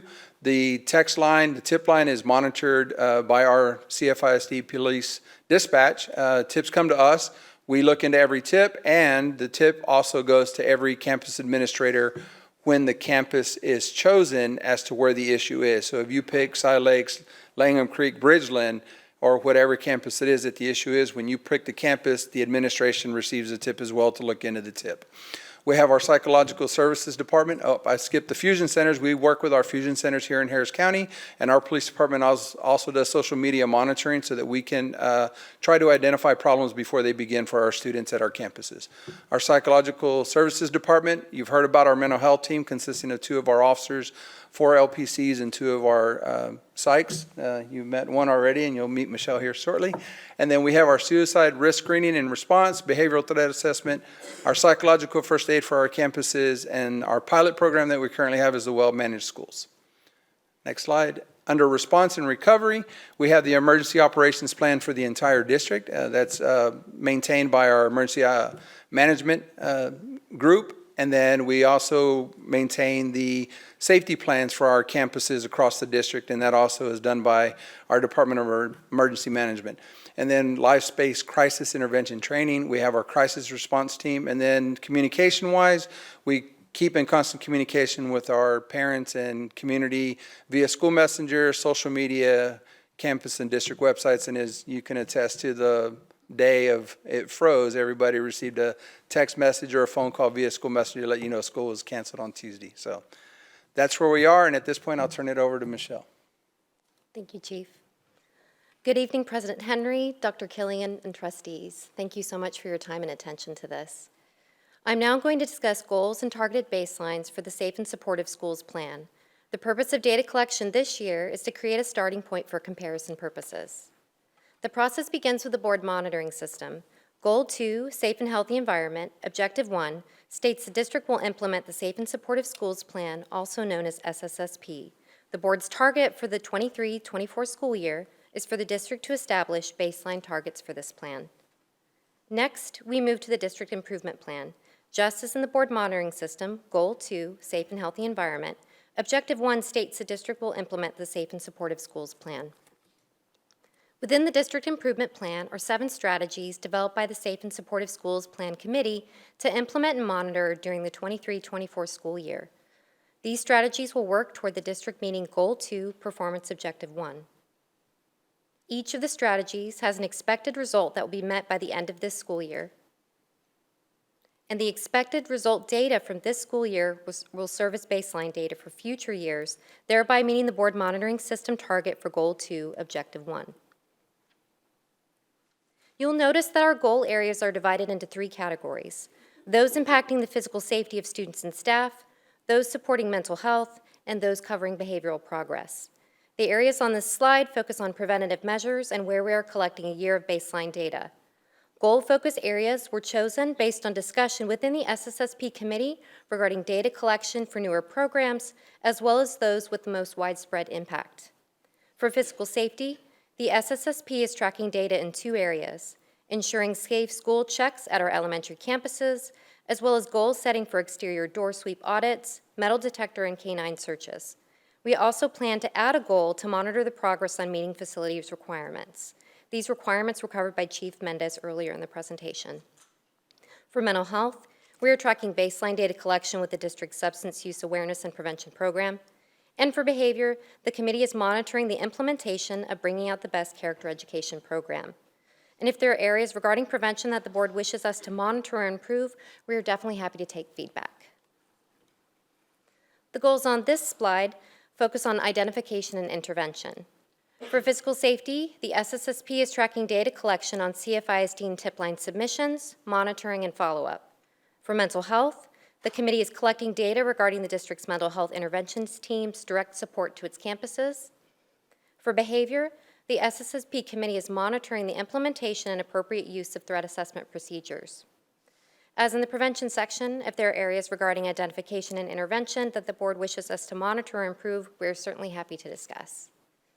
And now we will shift to the final section of our presentation, where Karen Smith will discuss school safety expenditures. Thank you so much.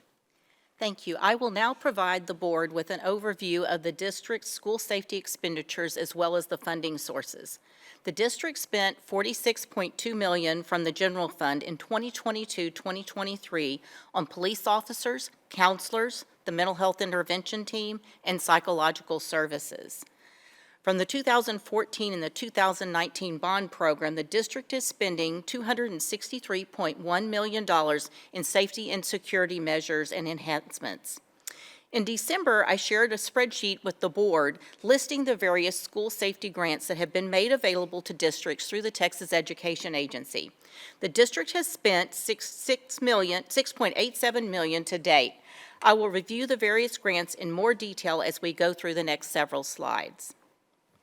The 86th legislature passed Senate Bill 11, creating an annual school safety allotment to help fund equipment, programs, training related to school safety and security. Districts were allocated $9.72 per average daily attendance. In CFISD, the school safety allotment only provided $1.04 million in funding. Based on the cost discussed in the previous slide, you can see that the funding does not begin to cover our cost. It cost the district $2 million just to add 29 additional counselors at the elementary level in 2019-2020. The 86th legislature also appropriated funding to public schools for the 2019-2021 School Safety and Security Grant. CFISD was awarded $1.885 million, which was spent on security fencing for various campuses. Budget surplus from the 87th legislative session was set aside through 2 separate governor budget execution orders. The first budget execution order was issued by Governor Abbott on June 27, 2022 for the 2022-24 Silent Panic Alert Technology Grant. The funding was limited to Silent Panic Alert Technology. CFISD was awarded $167,611, and the funds were spent on lockdown buttons. The second budget execution order was issued by Governor Abbott on October 27, 2022 for the 2022-25 School Safety Standards Formula Grant. The funding first had to be used to meet the minimum required school safety standards outlined in Texas Administrative Code Section 61.1031. CFISD was allocated $4.817 million and utilized the funding to meet these minimum standards by spending the funds on fencing, impact-resistant glass, exterior door numbering, exterior lock boxes, and lockdown buttons. As Teresa Hull mentioned earlier, the 88th legislature passed HB 3, which increased the school safety allotment and allocated $15,000 per campus. A lot of the correspondence provided made it seem like districts received an additional $10 per average daily attendance, but in reality, it was only an additional 28 cents per average daily attendance. The additional funding allotted in HB 3 only provided CFISD $1.3 million in funding. As you can imagine, this does not begin to cover a police officer at every campus. In the 88th legislative session, Senate Bill 30 allocated $1.1 billion towards school safety grants. The Safety and Facilities Enhancement Grants, or SAFE as they call it, were broken into two different cycles. Cycle 1 was competitive grant based on needs assessment. CFISD was awarded $4.164 million. Once the allocations were announced, districts then had to submit an application to Texas Education Agency for the grant. The application due date was January 15th, 2024, so districts are still waiting for the grant applications to be approved by TEA. Once again, the funds must be spent to meet the minimum required school safety standards. Cycle 2 is a formula grant based on compliance assessment that the districts must complete. The compliance assessment is due January 31st, 2024. Districts have to indicate the extent they are in compliance with the school safety standards. The funds must first be spent once again on the minimum required school safety standards. After certifying compliance with all the school safety standards, districts may amend their applications to include other allowable expenditures per the grant. TEA plans to announce the other allowable expenditures in the next several weeks and announce the funding allocated in the spring of 2024. Now we are all open to answer any questions that the board may have.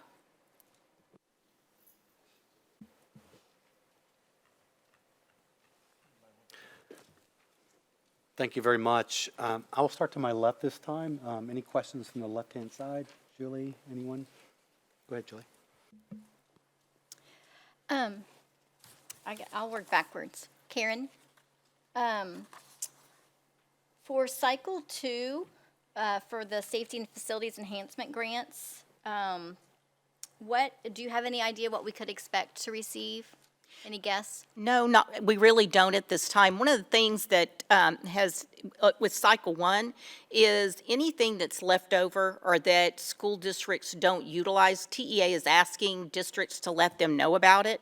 And then what the plan is to take that money and kind of combine it in with cycle 2 so that there may be more funding available. So at this point in time, we don't know. Now, I will tell you, it's a little less than half of the amount that was appropriated for cycle 1. So obviously, you know, it's less funding available for school districts, but we have no idea at this point in time.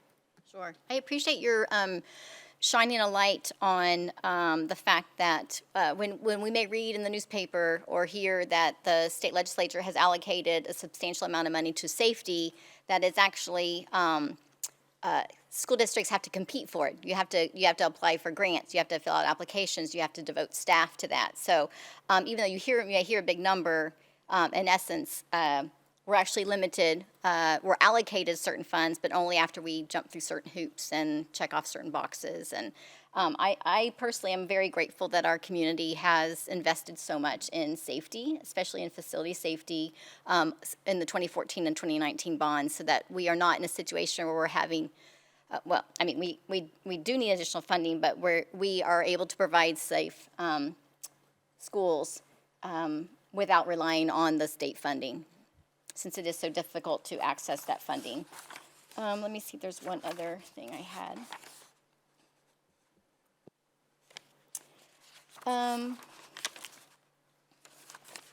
Under targeted baselines under prevention, so I'm on page 23, slide number 23.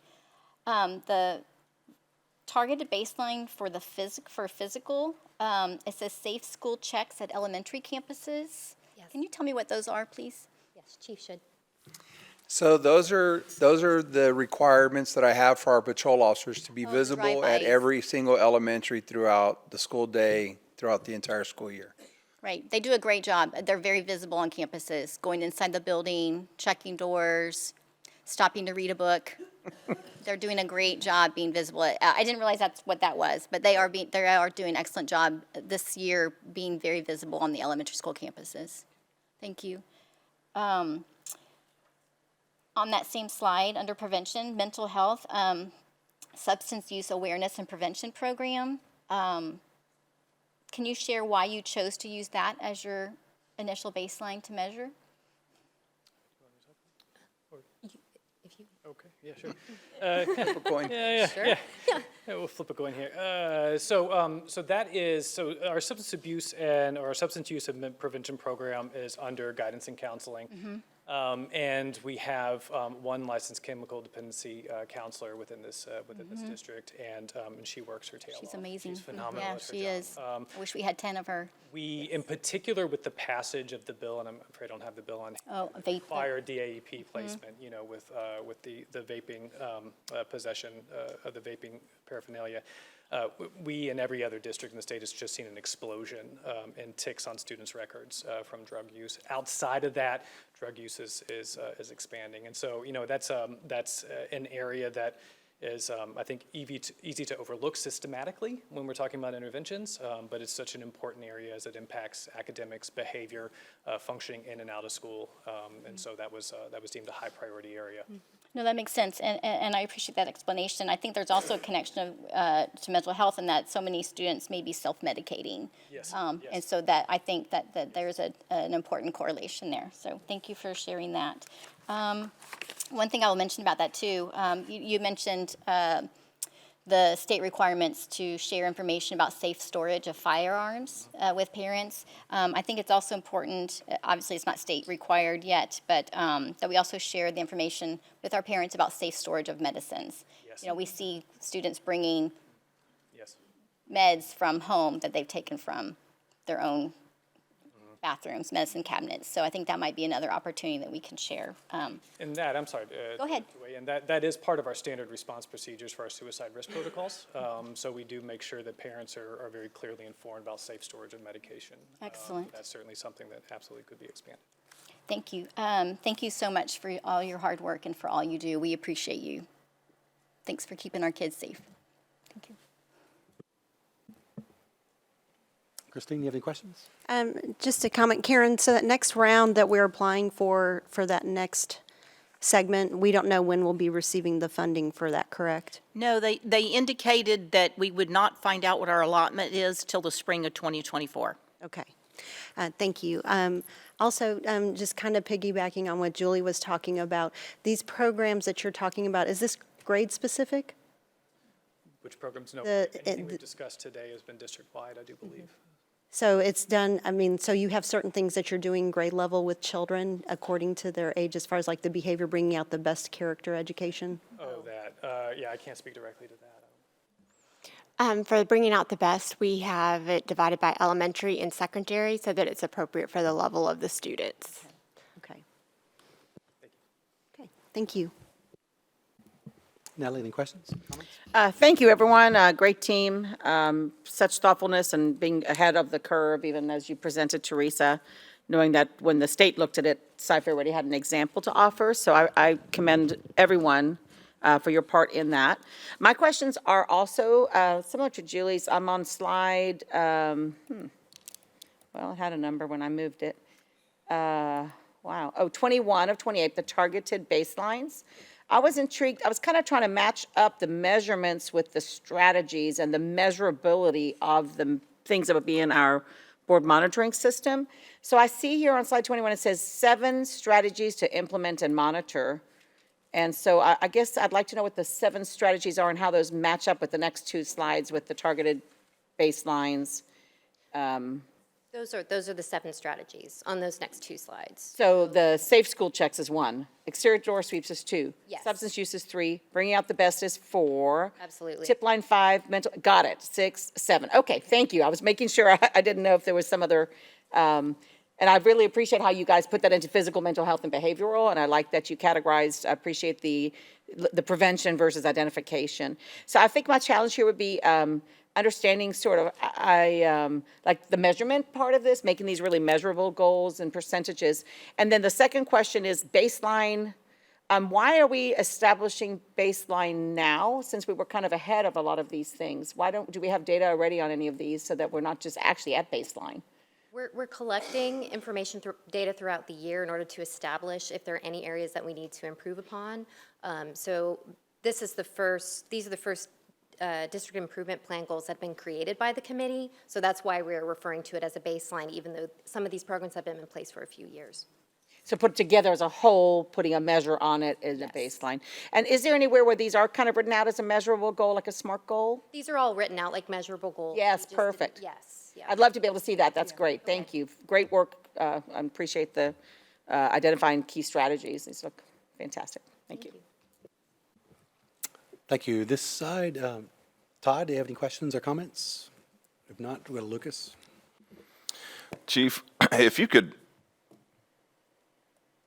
make a few comments about if you had a wish list, maybe that parents could talk to their kids about to help you guys do your job and be a more effective, obviously at protecting students and staff. Can you name off 2 or 3 things that are the most important to you? Sure. If you're asking me, how do I get our parents involved in talking with our students about how to keep our campuses safe, it simply starts with being a good citizen. Every campus is a reflection of the community that they sit in. And so if our parents will get our students to understand that providing a tip is not snitching, you're looking to keep your community safe. And when I'm on the campus and I talk to a student and I say, if you're at your house and you see across the street that your neighbor's house is being broken into, would you call the police? And they say yes. And I said, then why wouldn't you report a dangerous activity occurring on the campus? And so we have to work at opening the line of communication with our students and understanding that providing information that keeps their campus safe is important. And so we work with our parents, right? That's my wish. Our parents need to be involved in providing that communication with their student to say, hey, it's not snitching. You're not a snitch. You're providing information to keep you safe. So that's a start. And then working on the ability to ensure that they understand what is safety for them. It's more than just going to school, using the sidewalk, crossing at the intersections. It's understanding their surroundings, understanding and paying attention to when we do drills in schools, understanding what a fire drill is, what a secure drill is, what a lockdown drill is. What are their responsibilities and what can they do at a campus to ensure that they're safe? We as a staff and as staff on a campus, we work to keep your children safe, but it takes more than just us. Our parents and our students have to be involved and invested in that as well. Would you, just as a parent, when I'm dropping my kids off at school, one of the things I think is the easiest thing that parents can talk to their kids about also is that door being open, being propped open, or kids on a side door letting their friends in. Right. I've seen it firsthand, and I know, again, that goes against, our operating procedures. That makes us less safe by doing that. And that's a great point. And again, that's part of the conversations we want our parents to have, anything that involves safety. And it's not uncommon. Students want to be helpful for the most part. If they see an adult come up to the door, they think they need to let them in because it's a sign of respect to open a door, but they need to understand that if they're not wearing an ID, they should not open the door, and they should notify an adult on the campus that someone's trying to enter a door they're not supposed to. And tailgating it's kids being kids. They're trying to be helpful to their friends, hold the door open, whatever, but they need to understand that you don't know who's coming on the campus. If you don't know the person, let the door close, let them buzz in, go to the main door, whatever it is to get onto the campus, if that's what they're supposed to do. Okay. Thank you for that. Obviously, we're mandated to have an officer at each campus. We don't have the funding for that right now. Currently, what are the real numbers? How many campuses have a licensed police officer at each campus? How many are we missing? Well, it'd be the elementaries. And so the way we're broken down currently in our district with 58 elementaries and the number of patrol officers that I have for daytime, plus the evening shifts that work 10-hour shifts, they come in at noon, plus our canines at any given time. On certain days of the week, I have as many as 27 daytime patrol officers for all the district. And so we do a really good job of being very visible at our elementary campuses because we want people to understand that we're there. And so as a district, since I've gotten here, our district has done a fantastic job of ensuring that we buy time, right? We harden our campuses. I always talk about, and as you get to know me, you'll learn that I talk about safety in layers. You don't simply just, to keep your home secure, close the front door. You close the front door and you lock it. You don't just lock it, you turn on your porch light. Most homeowners have security systems. Most homeowners now have camera systems. You do everything you can to add a layer of safety to protect your home. We do the same thing in this district to protect your student. We add layer after layer after layer so that your student is safe, and it buys us time, because if we have someone come to the campus, I want time for our officers to engage that individual outside the campus and not in the hallways of our classrooms. One last thing when it comes to drug use in the school district. We live in a time now where these kids, you take one thing that you're not supposed to, and it could be that could end their life. Correct. What are we doing to stress that to kids? Because again, obviously fentanyl is huge deal, huge problem, killing kids, killing adults at record paces right now. Right. What are we doing to help the kids that maybe do fall out of line? What are we doing to educate them? And if you don't know the answer to it, maybe we can get that information from someone else. Well, I will say that the response to that question is multifaceted across the entire district, because it's not just us. We have canines in place that we do multiple hundreds of searches a school year as a preventative to keep kids from bringing things to school they're not supposed to. But it's more than just canines. It's officers doing educational presentations. It's our mental health unit being a part of of solving the problem. It's our drug prevention person that we have that's out there educating our students. It's our teachers educating our students about the dangers, because that is a huge concern and a fear of mine. Fentanyl is a killer. And it surprises me to this day that we have students that will still take a chance and ingest something thinking it's not going to happen to them. And I'm going to knock on wood and pray to God, because we've been very fortunate so far in our district, but I have friends in neighboring districts and other districts that they're not as fortunate as we have been so far and have lost students to drug use. And so we can just, again, this goes back to the home. Not just us can do this. We need our parental support at home, sharing the same message of the dangers of taking stuff. I have a high school student. I tell him every day, do not take something that you don't know what it is. You may think it's no big deal, but it's a very big deal.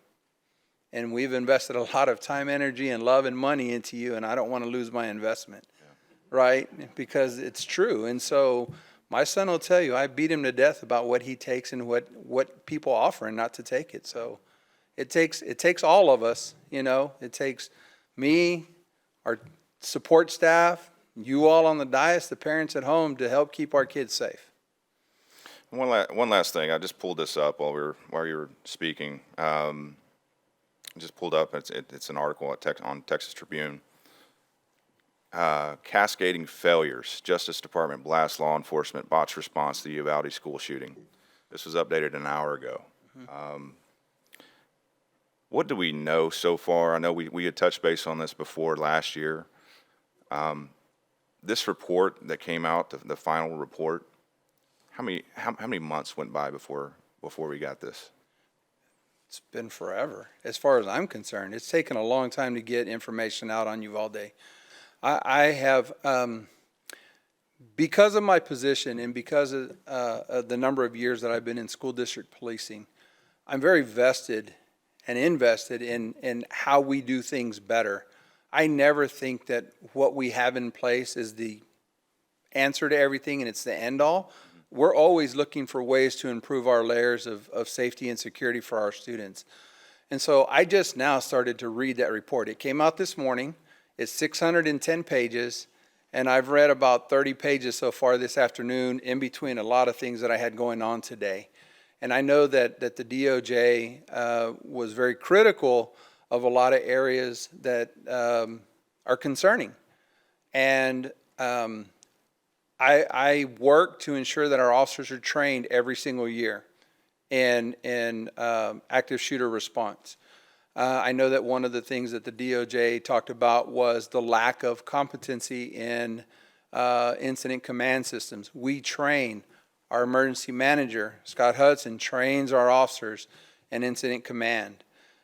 We put a great deal of effort and funding into our radio systems to ensure that we can communicate not only within our organization, but with first responders that we know are going to arrive at our campus in the event of an active shooter. You look at Santa Fe. Santa Fe is close to Galveston, and within no time, they had 150 officers or more from across the greater Houston area there to assist. You have to be able to communicate. If you can't communicate with one another, you're going to have an instant failure.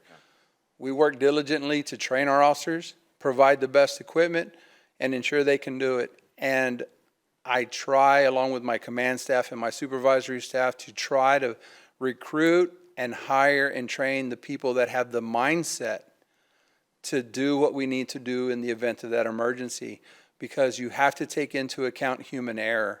We all know about fight, flight, and freeze, and those mindsets you have to be willing to overcome flight and freeze to take care of our students. There's one other thing I wanted to read out of this article. This was from Merrick Garland, our U.S. Attorney General. Had law enforcement agencies followed generally accepted practices in an active shooter situation and gone right after the shooter to stop him, lives would have been saved and people would have survived. I'm disappointed to hear that this took place in May of 2022. And this is no way reflective of you or your department or anybody that you supervise, but more towards the state of Texas. Our kids and our law enforcement deserve better. There are things that we can learn from this situation, and waiting, in my opinion, 19 months to come out with a report is far too long. I personally can just let you know that it can hit every household when it comes to situations with drugs, things like that. I've personally seen and I've personally witnessed how your mental health team of officers performs with a friend of my son's, and the care and attention to detail that they have. I just want to applaud you and your team as well for doing such a great job, and we need more of them. We need more of them. So, Chief, I really appreciate you keeping our students and staff safe. You got your number one cheerleader sitting at this podium right now. So, thank you for everything that you do, your department does, and all the officers that you supervise as well. Thank you. I appreciate that. Lucas, any comments or questions? Yes, President Henry. Thank you to both the teams that are standing at the dais now. Thank you very much for your dedication and to those people that you support and serve. I have a couple of questions. So one is that I'm looking at the 7 strategies developed by the SSSP committee, and respectfully understanding the time and dedication that committee went into putting those strategies together. I have a couple of questions, and my intent is not to be directive. I'm sincerely asking a question.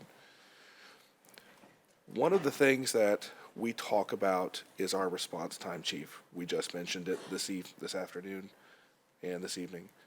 So when we're thinking about baselines, and no is a perfectly fine answer, by the way, does it make sense? Is it a prudent measure to start to identify in our drills and our active shooter drills what our response times look like and report on that or monitor that?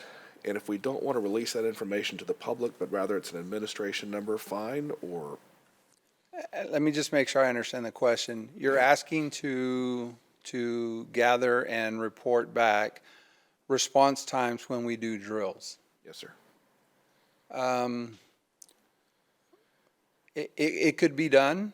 I will state that we, as a police department, don't always respond to the campuses when they're doing a drill, because it's really for the drill to learn. It's really for the campus to learn how to secure or lock down or handle a hazmat situation or a weather event, something like that, or a fire drill. So we don't always respond to those. We measure our response times based on priority. We give a priority to the type of activity or crime that is reported and our response time to get to that crime. So, for an example, you'll notice if you live in Harris County, a minor accident on a roadway here in Harris County, it could take an agency a couple hours to get there versus a major collision where there's injury a couple of minutes. And so they're prioritized. We prioritize our calls as well, and then we measure at the end of the year, because everything is tracked via time, because a CAD system, our computer-aided dispatch, will track the time the call is dispatched, the time the call is received, the time it's dispatched to the officer, and the time the officer arrives on scene. And so we track our priorities to determine what our base. I try to keep our priority ones, our emergency calls, to less than 4 minutes, because I feel that the facility upgrades that we've done should buy us 4 minutes of time to encounter someone on the outside of the school. And so that's where I measure from. Realistically, I think we could do better than 4 minutes because our secondary campuses are strategically located in close proximity to our elementaries. And so it may not just be a patrol officer responding. It may be a campus officer from a high school responding literally across the parking lot to an elementary that's on the same triplex as them. And so response times change dramatically when you take that into effect. Most often, if it's a call for service that patrol handles, that's where we gauge our response times from. I think that we can do a really good job of being less than because of how the officers are strategically placed across the district. Respectfully and sincerely respectfully, not asking for it, just your recommendation of if that is something that you think would be helpful for us to monitor, I think would be interesting. So we do monitor response times. It is. If you want us to start looking at response times to drills, then I need to look at the availability of doing that for every campus. I don't want to be overly directive. No. Right? And so the terms that I use, a drill, I don't fully understand what that term entails in your world. Mm-hmm. So it's more of. I can always report back to you what our response times are for the priority, for the emergency. And I think that's, given the emergency and the context that we're talking about this afternoon, I think that's probably, or this evening rather, I think that's probably the target. Okay. And that's what we would provide, what our response times for priority one calls are. Okay. My next question may be directed more towards behavioral health and really kind of a discipline question. So during the 2 years that we've been on the board, one of the items that we report on in discipline is the number of fights that occur. And when I speak to parents in the community, sometimes fights are staged, where students are trying to get onto a TikTok or trying to get onto some form of social media. The account of, in some cases, the experience that our students have coming onto campus and never having witnessed that before, then all of a sudden being introduced to the regularity that it can be, it's surprising and in some cases concerning. I'm curious, does it make sense for us to better understand and monitor how we're responding to those kinds of discipline events and the frequency and occurrence of them? And incorporating that into our board monitoring. And that's a very specific number, but it's a significant part of our culture. So I'm not asking for it. I'm raising a question, and you can tell me no, and that's perfectly fine. No, I'm just kidding. She's been looking forward to that all night. We currently aggregate that data, so we can share that. We'll, and if you all decide that you want that to be a target for the board monitoring report, you can do that. But Dr. Ogumake, we're working on an overview of discipline data, and so we can definitely add fights, how often, trends, the consequences. We can gather that for you. And it may not be specifically the term of fights. I know that I'm addressing it, but it may be the elements that really represent the type of events that need to be monitored and controlled on a campus, right? So maybe there's a KPI or an amalgamation of a number. Okay, we can do that. I have no further questions. Thank you. Mr. Ray? My comment this evening will be fairly direct. It's going to be just an observation and maybe even a recommendation. Earlier this evening, I had a really interesting conversation with Wes and Michelle, and we talked about the impact of social media on our students. We ultimately don't know what the impact of social media is going to be on our students. We're basically learning as we go, but there is definitely a concern about that, and it's a different world. It is a much different world than when all of us grew up, and social media definitely has an impact on discipline and ultimately school safety, right? The stat that we saw during this presentation is very telling, and I'm not surprised that 76% of staff consider student discipline as the biggest rated challenge facing CFISD. That's extremely telling, and it gives us some direction and clarity on some of the things we need to continue to focus on. Student discipline, you know, speaking with teachers, stakeholders in the community, moms, dads, parents, that's going to have a major impact on the school district. It's going to have a major impact on teacher retention. A lot of what we're going to be dealing with as a school board and a district is going to have a major impact on teacher retention. That's going to be an issue that we're going to have, and we'll talk about that some more, but let's just be very clear. There are teacher retention issues in school districts. There is a looming teacher shortage. Student discipline and how we attack that is going to be a primary issue, not just for those issues, but ultimately for safety, which we're talking about this evening as well. Student discipline and how we handle it is going to have a direct impact on the educational performance of our students, how they learn, their learning environment. Ultimately, it's going to serve to the reputation of the school district and the perception of the school district. We don't want to become a school district in which there's a perception and a reputation of student discipline and poor learning quality. So, you know, in the context of safety this evening, you know, we've talked about some pretty heavy issues, right? We've talked about external intruders, talked about drugs, we talked about fights. But what I've heard and I've seen, and we've kind of discussed a little bit, are some of the more subtle issues, some of the more subtle infractions. Outward just non-compliance with teacher requests, outward disrespect. In y'all's I've read quite a bit of articles on this. I've talked to plenty of teachers about this.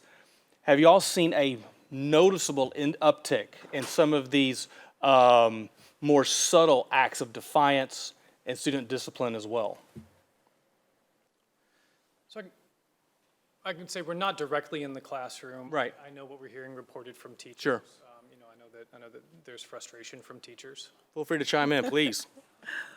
Well, I will say that and I don't have my discipline data here with me, but that 76% that you're referring to, that was in right after COVID, spring 2022. And then you have another data point where 46%, they ask, in your opinion, have you noticed an improvement in student behavior? And 46% of those that you talked to during those walking tours 46% said that they noticed an improvement. So we have noticed an improvement. But overall, you know, we're always concerned about discipline and student behavior and how they're responding to teachers. And a few years ago, this board approved to have behavioral coaches. And so we have behavioral coaches in the classroom, and those behavioral coaches are specifically to work with teachers and classroom management so that they can work on those kids being disrespectful, inappropriate language.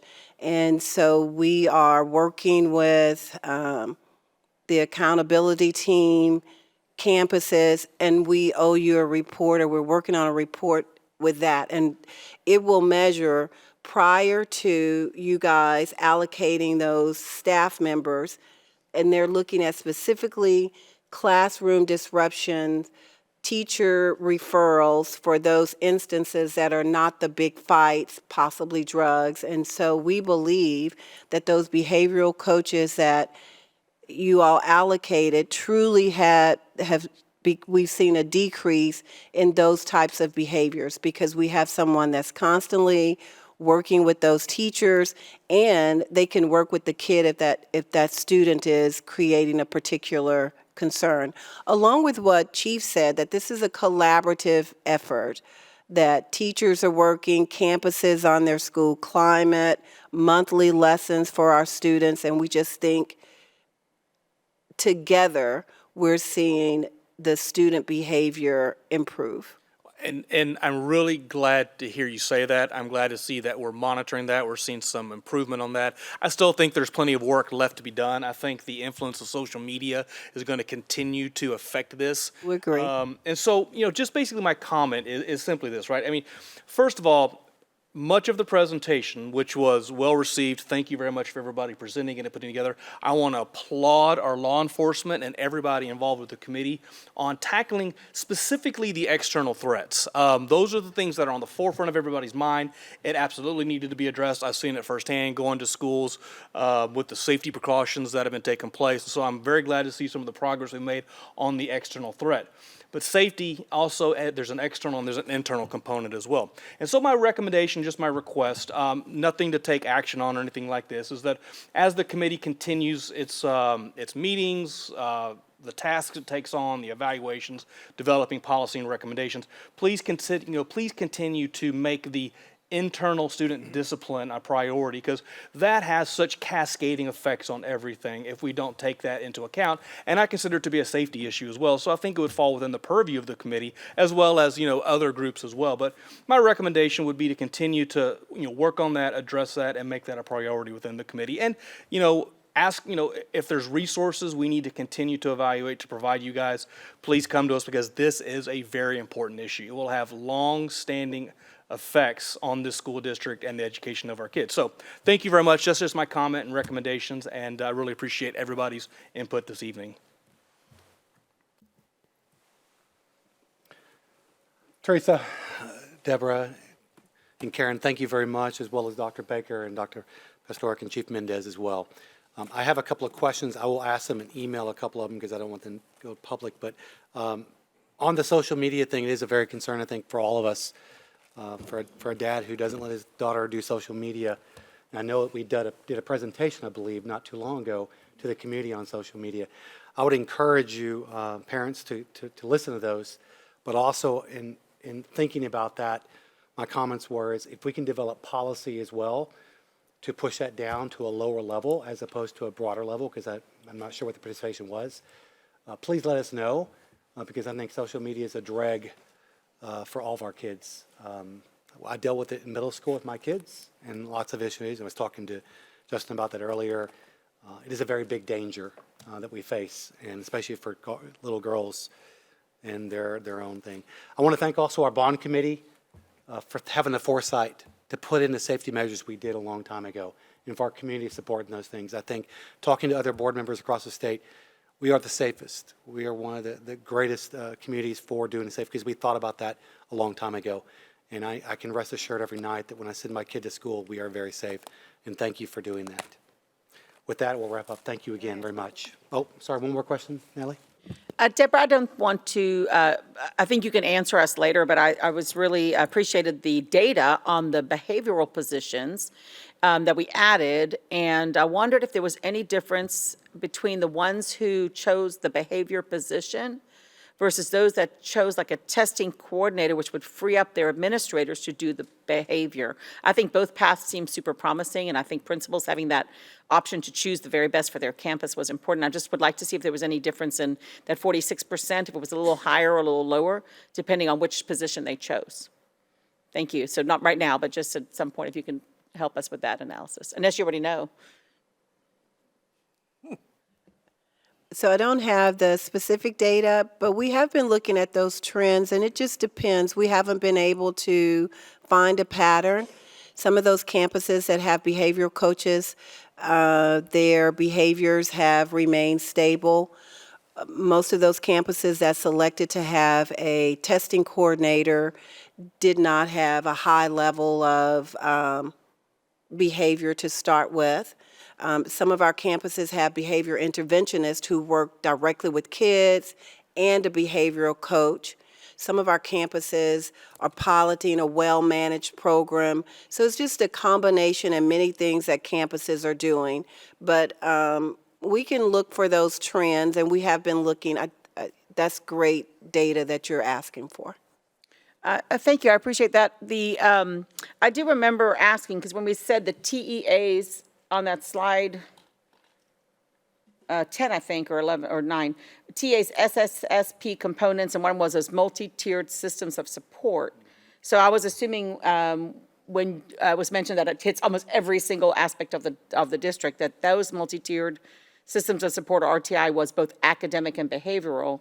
And so that I'm assuming that the people who are assigned in these campuses that are making the difference are maybe following some kind of protocol or best practices, or they're learning how to do that behavioral MTSS. So I think I would love to see any of the campuses that had the most dramatic change or shift in their data, so we could highlight them and learn from them, their practices, and see what they're doing, so that we can spread that into the other campuses. Absolutely. Thank you so much. I do have one more question. Doctors, what earnest question to all y'all. That's the other.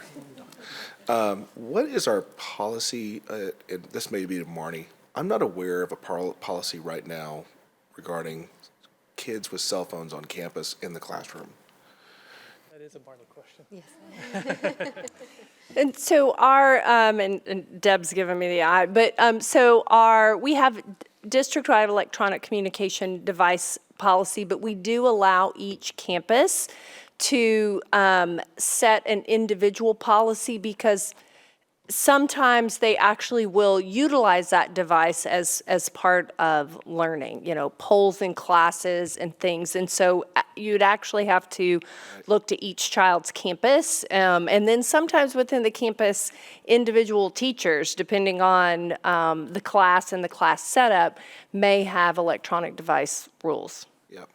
Yeah, in my experience, as I've talked to friends who are teachers, parents, and then friends who have been subs, I've recognized that it's all over the place. And I suspected that was the case. And I do appreciate it for the audience. I do appreciate the flexibility that we provide to our campus leaders to make that decision for the culture of the community of their campus, and even within campus. So I do understand. I've seen parents feel very strongly both ways. So I don't have a further question. Thank you. All right, no other board members? Dr. Kelly? Just real quick, just a suggestion let's take a look at our PEAMS 425 data on discipline and look at some comparisons between what we're seeing and those. It goes back to Natalie's question, and I think it would be really good to look at that over the years and see what that comparison data looks like. We can do that. For those in the audience, PEAMS 425 are discipline data that we report to the state of Texas. So we're already collecting that data anyway. Might as well take a look at it and see what that's showing us as well. Okay. Thank you very much. We will now proceed with the consent agenda items portion of the agenda. All right, get ready to do 6A, the board minutes from December 7, 2023. 6B, December 11th board meeting minutes. 6C, readings, additions, subtractions, deletions, from 6C1, CFB, local accounting, inventories revised. 6D, the board consider approving insurance of carrier and technical certification permits in lieu of standard teaching certificates as established by law.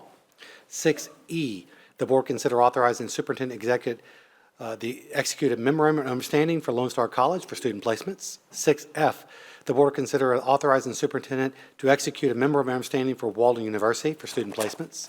6G, the board consider approving affiliation agreements with the University of Arkansas. 6H, the board consider approving resolution to join an interlocal agreement with the city of North Richland Hills. 6I, the board consider awarding bids and contracts authorizing purchase orders for the following items. 6I1, glass surface repair. 6I2, physical education dresswear. 6I3, school buses. 6J, the board consider approving construction approvals and contracts paid from bond funds. Recommendation to authorize for the superintendent to designate following items. 6J1, 2023 Berry Center renovation. If any board member wishes to remove one or more of the items for discussion, please do so this time. If not, I will entertain a motion to approve the consensus items as recommended or amended. Mr. President, I move that the board move to approve the consensus items. Can I get a second? Second. All right, now can I get a vote? Everyone approving these items, please raise your right hand. And we are missing one board member. That's 6 of us. We'll now proceed to the non-consent agenda items.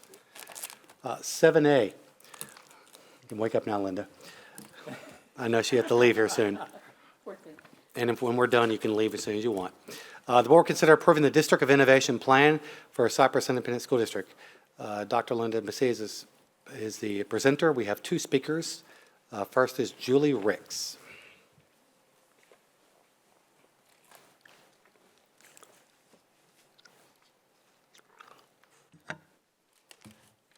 DOI is a definite no. DOI is nothing more than a distraction and more of the same woke merry-go-round.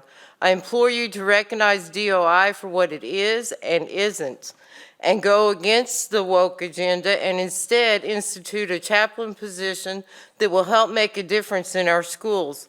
It's hypocritical to entertain DOI that considers non-certified teachers as well as neglecting parents' rights to be informed, both of which are a big no, and dismiss a chaplain position because opposition fears non-certification and uninformed parents. Again, Cy-Fair School Board can make the rules and regulations of a chaplain position. We need God. Cy-Fair can have a chaplain of the Christian faith and a biblical foundation that rightly corresponds with the foundation of the United States of America. America needs God. John Adams, a founding father and our second president, wrote that our Constitution was made only for a moral and religious people. It is wholly inadequate to the government of any other. John Adams was right. The counter to the lawlessness, wickedness, and evil in our country is God and biblical principles in every area and institution of our nation. God will not be kept in a box. We cannot expect United States of America to be blessed without God. To keep United States of America an exceptional and prosperous nation that we all enjoy and take for granted requires returning to a biblical foundation of truth. The woke agenda that has been adopted and practiced in our schools and society in recent years has resulted in a clearly visible decay in the moral compass. We are not Sodom and Gomorrah. The opportunity of the chaplain position allows and makes room for God. Cy-Fair needs God. Our next speaker is Patricia Wiggins. Good evening. And also congratulations to Dr. Killian on your anniversary. Thank you for the opportunity to address the board concerning agenda item 7A. It's my understanding that being a district of innovation allows the district the flexibility to deviate from the TEC or district rules, including the ability to hire uncertified teachers, counselors, and chaplains. For me, certified teachers adds a level of comfort and confidence that there is a foundation for our school structure to be built upon. And it is not clear to me how uncertified teachers and counselors can give this same kind of confidence, of a level of competency. What are the qualifications needed by these uncertified teachers?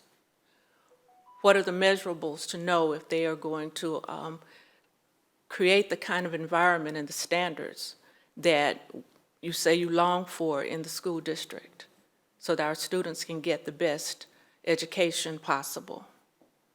These are things that concern me and I would like looked at. The other thing is the chaplaincy. I'm a Christian. With that said, we have a very diverse student body. And if all of the chaplains are Christians, what do the students who are of different faiths have to look for? What do the students that are Buddhist, Islamic, Jewish, are they going to get the same kind of chaplaincy, same kind of counseling, same kind of advice with their religious nuances taken into consideration? Please wrap up. I would like for you to reconsider this plan, or at least educate us in the public on how you plan to make these things happen. Thank you. Thank you. At this time, may I get a motion on 7A, the board consider a district of innovation?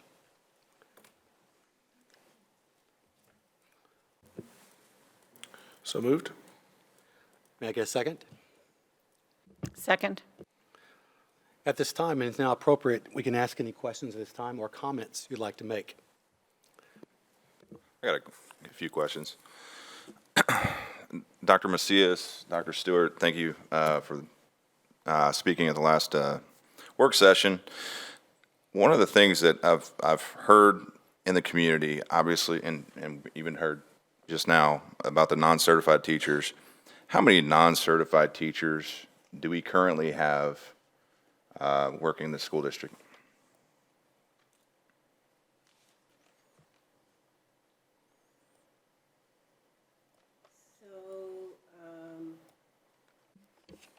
So there are different sorts of certifications. So we have 241 teachers that are on emergency certifications. And those employees that are on emergency certifications, they are in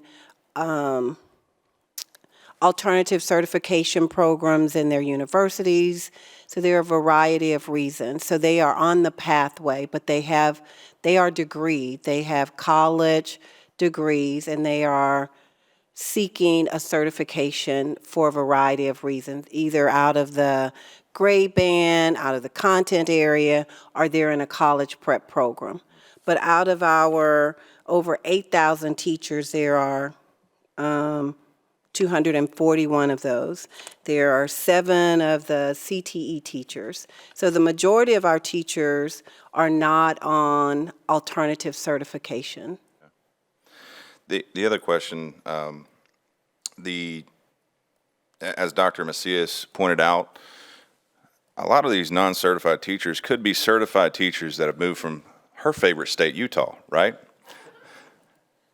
So if they're moving from out of state and they're not certified in the state of Texas currently, they would be eligible for hire in our school district. Is that correct? Yes, with the District of Innovation, we could hire them. They would start as the teacher of record, not as a long-term sub.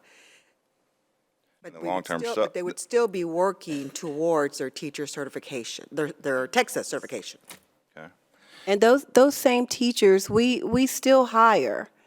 The process just allows us to expedite those out-of-state teachers.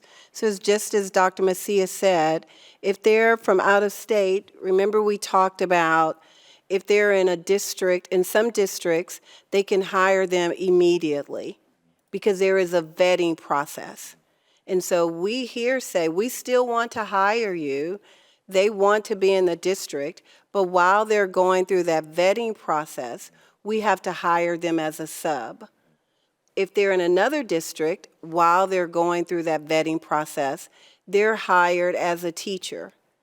And at the end of the vetting process, and it depends, if it's in October, it may take the state 2 weeks. But if it's in that hiring season, it could take them up to 3 months. And 99.99% of those teachers that are waiting to be vetted are approved. It is not as though there is a great possibility that after they go through the vetting process that they won't be certified. So those out-of-state teachers, we still hire them. They just come to us as subs, and if they can go to another district, they would hire them and pay them as a teacher. I know there was a little bit of confusion with the TEA, talking with a parent in the school district on if the parents are going to still be notified whenever you hire someone that is non-certified. And Dr. Stewart, you want to address that? Yes, and Dr. Macias and I talked about this again today, and she may want to also comment, but we currently notify parents. We would continue that process. The law doesn't allow us not to, so parents would still be notified. The parents that we notify today, if the teacher is not certified, we would continue that practice. Dr. Macias? I was just going to add, Mr. LeCompte, that is a different section of the code. And so Texas Education Code Section 21.057 is not a part of the district that proposed to you. That is a part that is called parent notification, and there is a process that we must follow regarding notifying parents. That is not changing. We will still continue to follow what is in the Texas Education Code for 21.057. Okay. So we're losing quality teachers that just may not be certified in the state of Texas to other school districts, and we're dealing with a teacher shortage currently, correct? We do have a teacher shortage, yes, sir. So this puts us on a little bit more of a level playing field with the other school districts that are surrounding us, so we don't lose quality teachers.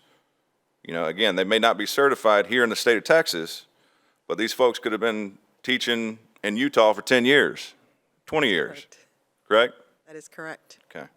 Just wanted to address some of the confusion that was out there, and that's all I have for right now. Lucas, question? Comment? One of the questions that I've heard from the community is, okay, they understand the notion of a teacher from out of state having temporary certification and being able to be put on a one-year permit to seek Texas certification. That process is understood. The process of being notified is understood. The challenge comes in a sense of comfort by the parent of whether or not their student is going to get a quality education that they might otherwise not have, given that this teacher is not certified in the state of Texas. The problem becomes how many of these teachers might come in, might we hire, and if parents are not comfortable with their student in that classroom, is there sure, we notify them. But if today we have, I think the number was 241, what if that number went up to 2,000 or 1,000? What types of recourse would parents have? Sure, they're notified, but then can their child go to a different classroom? Logistically, that starts to get harder the more uncertified teachers we have. Well, that number that Dr. Stewart shared with you is not all teachers coming from out of state. It is different areas where teachers are working on a certification. As she shared, right now, we can already hire those teachers. This is just going to allow us to speed up the process. So if a teacher has applied in Cypher and in Tomball, and they need to be they need the salary of a teacher, then they may go to the other district versus us. But at this point, we can already do that. As far as parents asking to be moved to another classroom, they already have that opportunity now. So now they can ask for a different teacher, but it's up to the campus to determine whether that can happen. Is a class full, or will they have to change their schedule? And that course is only offered maybe at a certain point. So parents already have that opportunity to visit with the campus leadership to request that opportunity. I appreciate the answer and I understand the statement, but the concern is what I'm voicing as I've heard in the community, that logistically as we increase the number, because presumably if we provide ourselves a fast path to hire teachers that are certified out of state, we allow them one-year certification in district. Presumably, in theory, we would increase the number of teachers participating in that program. Logistically, it becomes very much a challenge for parents who are passionate about having Texas certified teachers to be able to do so. So I understand that they could ask their leadership of the school to have a different classroom or a different schedule, but I'm looking for some form of assurance beyond what you're citing now. So right now, every year, we have brand-new teachers that joined us. They've either joined us because they're brand new, out of college, or teachers who have joined us because they have a degree, but they've gone through the alternative certification program. And so we provide an enormous amount of training and support for those teachers. So we could be talking about a student who is assigned to a first-year teacher, brand new, out of college. Or that student could be assigned to an experienced teacher who has an education degree, is credentialed in another state, and maybe has 15 years worth of experience and knows the pedagogy that will be implemented and will provide success to a student. So they need to learn the Texas standards and how those TEKS are applied. But we do that every year. Every year we have an enormous amount of training and support for teachers at all levels, brand new, experienced, or some that are just need some additional support. Yeah, the point of a teacher learning pedagogy is not lost on me. I'm actually lifetime K through 12 certified in music. But I'm not going to go into any of our music classrooms, rest assured, to teach anyway. That being said, and Dr. Killian, I'm raising the concern that I've heard, and I don't think we can reach probably an effective answer in this discussion, but it's something that we're introducing a new dynamic via this DOI discussion, and if the board passes it this evening, I feel like there needs to be a give-get to a degree with the parents on the other side that can have peace that, okay, I've met the teacher, they're not certified in the state of Texas yet. That being said, am I comfortable that my child is in the class, and do I have any recourse? Right now, that's the dominant concern that I've heard in the community. So I would just respond to that with our community to say that we're going to provide the training, obviously, that they need to be supported in the classroom. The other thing, too, is some of the alternative that we're really looking at is potentially folks that are substitutes. And who aren't certified at all, and maybe not even seeking that certification. So we really are trying to keep the level of teaching excellence and teacher credentials high. I mean, we're not trying to circumvent the process or anything. Ultimately, they're going to get certified, and they're going to be supported. And I think to answer one of your earlier questions, I think also to make sure that we're not blowing this whole thing up by making it a fast pass. I like the Disney reference. That we need to make sure that we're tracking those numbers. So it really comes down to what the data is going to show us. Are we really loading us up with that? And should it be a parent concern? Or when we look at the data, all we're doing is really getting a substitute for a teacher for a substitute. And for the viewing audience and all the parents that will be listening and teachers listening, Dr. Killian and I actually spoke with a student. He is no longer in the audience.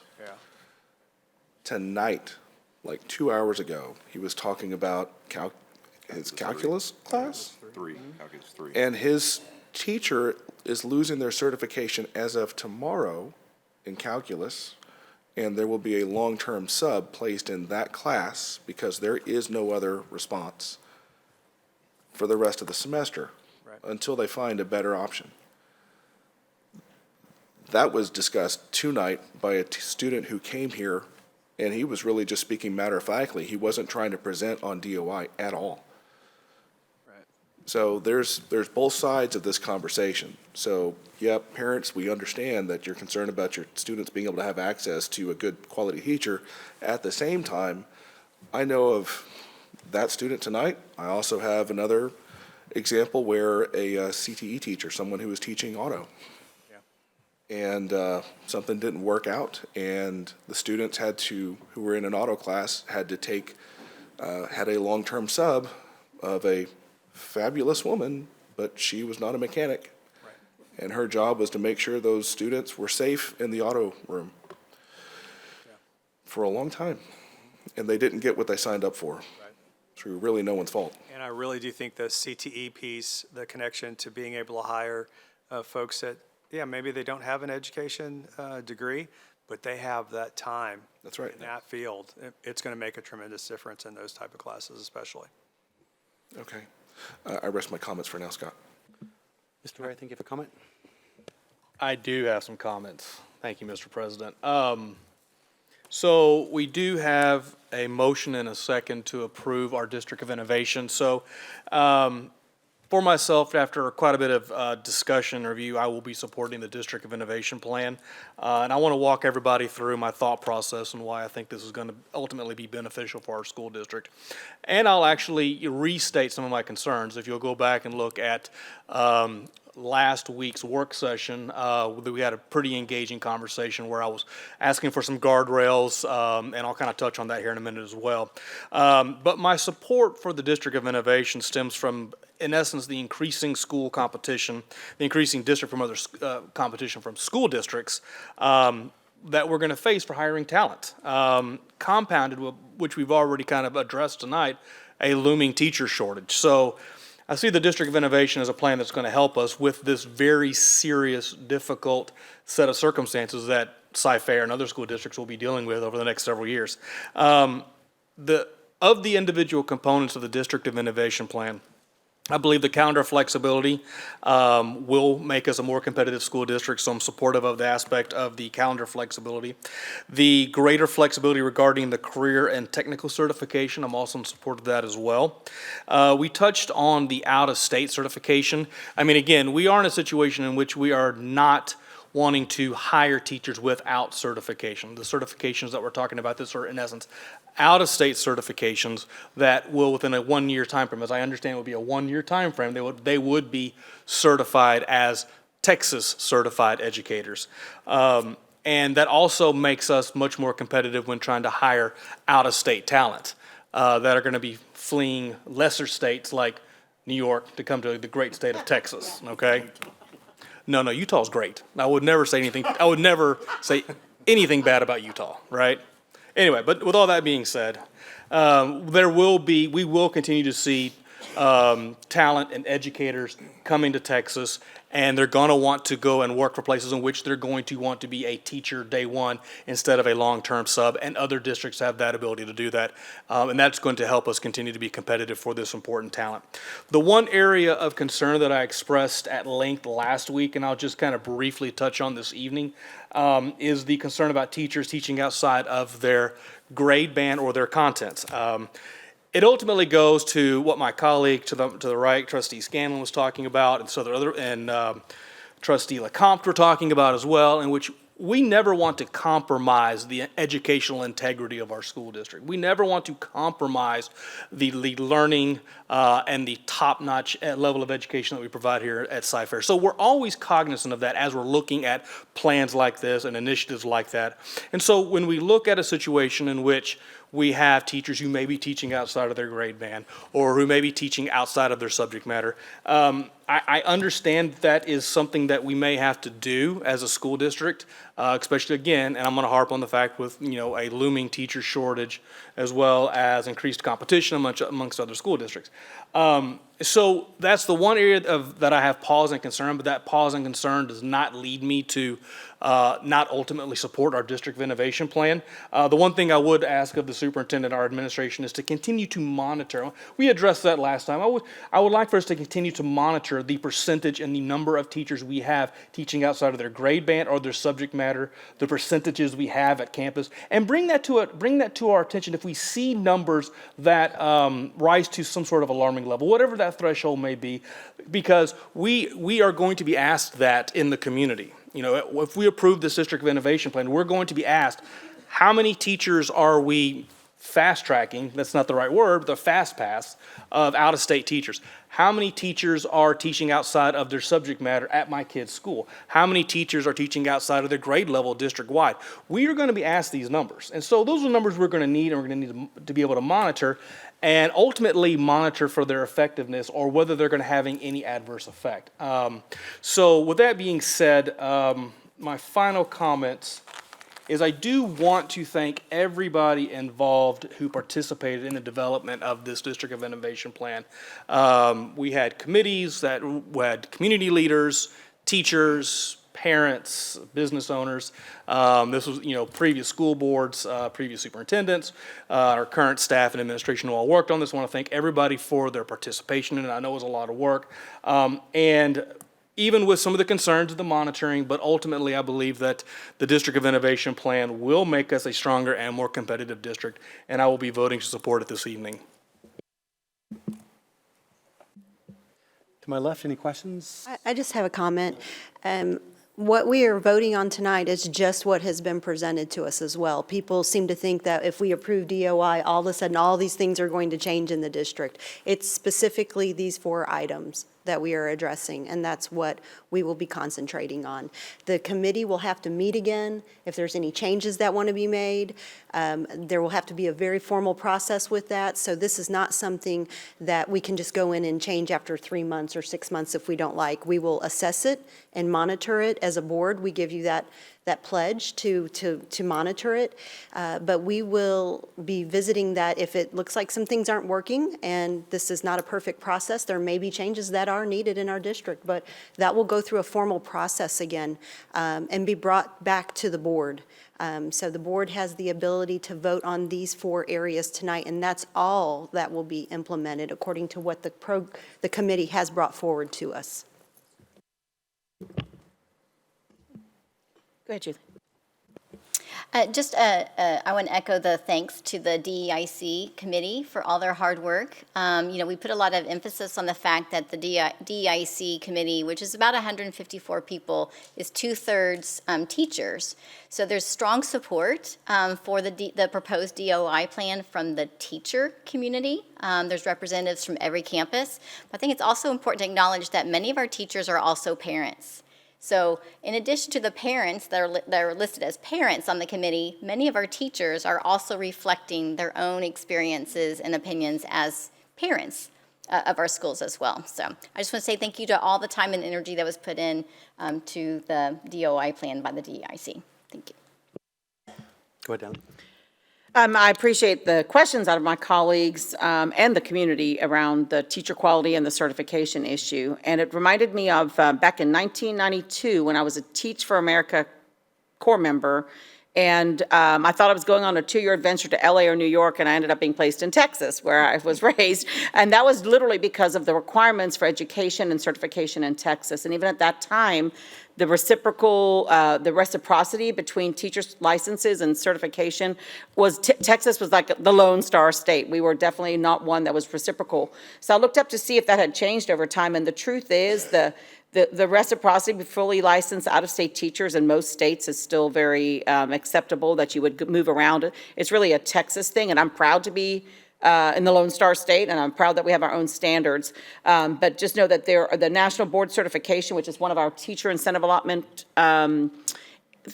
ways that people can qualify for greater money. Actually, an aside, on the TAPER report, I was super intrigued to see that we had 19 teachers who earned an average of $4,000 out of teacher incentive allotment. So there must be people who transferred into us so we have 19, I think it was 19, don't count me to the number, but teachers who earned on average $4,000 because they came to us as either national board certified or they had their outcomes that followed them from their school system. But basically, to me, so my point is that there is a reciprocity across most states. And then the second thing is data is super solid in education research on 5 years of experience is way more critical than a teacher certification, actually. A teacher is taught for 5 years plus, student outcomes will follow, and the data is solid on that. So I would say we might want to, ask the superintendent, but those 241 teachers, I'd love to see, and what I would be interested in is growth data. I wonder what areas they're actually certified in our school district, and I wonder what kind of growth data you would see on those teachers. My supposition is that you're not going to see it be different, and you're going to see by years of experience that you're going to see stronger student outcomes. And so I would just love us to get a little bit more data on those 241, and then the fears could be abated because, first of all, 241 is not that many, but I do know it will climb in our state. Because the facts are there. I just looked up articles, and the commissioner was talking about this at the last conference. And I mean, the numbers are staggering of what's not happening to feed our profession. And so understanding what data we know, and then also to Linda's point, Dr. Macias's point about our professional development, we are a superior and a wonderful system for how we develop, and because we're so large, we're able to tailor and differentiate our professional development more to individual levels of teachers, because you can have a couple of people in a department that just thinks about new teachers, whereas in a small school system, you have to think about all teachers. So I think we could also look at the data over time based upon that professional development and support and see indeed, are we helping those people have the same average growth in those content areas as teachers that have been around longer. So I feel confident that we can, the data supports, the research supports the fact that this should not have to have a negative impact for students and families. And Dr. Blasey, thank you so much for discussing the National Board Certification, because that is a wonderful point. And actually, we have been adding National Board Certified teachers the last 2 years. We have our own cohort, and you are correct. The National Board Certification is considered the gold standard seal in teaching, and actually allows teachers to go from state to state and be hired. Texas is a little different sometimes, but it allows you to go from state to state to be hired. You're absolutely correct. Thank you for sharing that. One more. One more. I was talking to Dr. Stewart, just to reiterate what we talked about at the work session. For the CTE, for technical education, what's the number right now? I know we're talking about the whole, not the donut, right? 7. Correct. So remember, we're only talking about 3 areas. So the CTE, right now we have 7 teachers that have the certification, the local certification. And if this is approved, it would allow us to hire the teacher immediately as opposed to waiting to the next board member. So it's about 31 days of opportunity that we would have to possibly not lose an auto tech teacher. That's all that this does. The out of state, we have 40. And again, it would allow us to hire them during the vetting process. And you could have more teachers. Maybe more teachers of out of state would come to us because we don't have to wait a long period for the vetting process. The flexibility that we're asking for the emergency certification, those are our 241 people, teachers that most of them are on a college alternative program. They're already degreed. They're going to school to get their certification. And those that are teaching outside of their grade band is 78 of those 241. So they're already certified teachers. They're just teaching out of the grade band or content area that they're not certified. So we would still go through the exact same process, the exact same vetting. What the DOI would allow us to do is give them more time to get that certification. Right now, that teacher that you talked about, that math teacher, if that math teacher is on this emergency certification, they may have only had the year. We're asking that that's extended for possibly 24 months. That would give them more time to prep, more time to prepare to take the exam so that they are certified. And then I would like to say that our principals do a great job. They're just not going to hire someone that's but they're degreed. We gave a shout out to Brooke, and we have Katie. Those are our 2 certification experts. They look at these. They look at the TEA criteria. They're talking to principals. Principals want to make sure that the candidates that are on these certifications, that they will stay with them. They want them. But we talked about those people, those employees that want to teach in a different area and they're certified to teach, or they're on the pathway, they have to register for the exams, they have to study for the exams, they're also teaching. So it's a big commitment when they agree to do this. And we're just asking that they have more time to prepare. But we can definitely look at, has that number increased? Those are great concerns. And we can monitor that and share that. We talked about, do we need to put a cap on those numbers? We can, develop those standard operating procedures and do that. But we just want to assure you that out of those 3 areas, we're not asking to do a process that we currently aren't, we're currently doing the same process.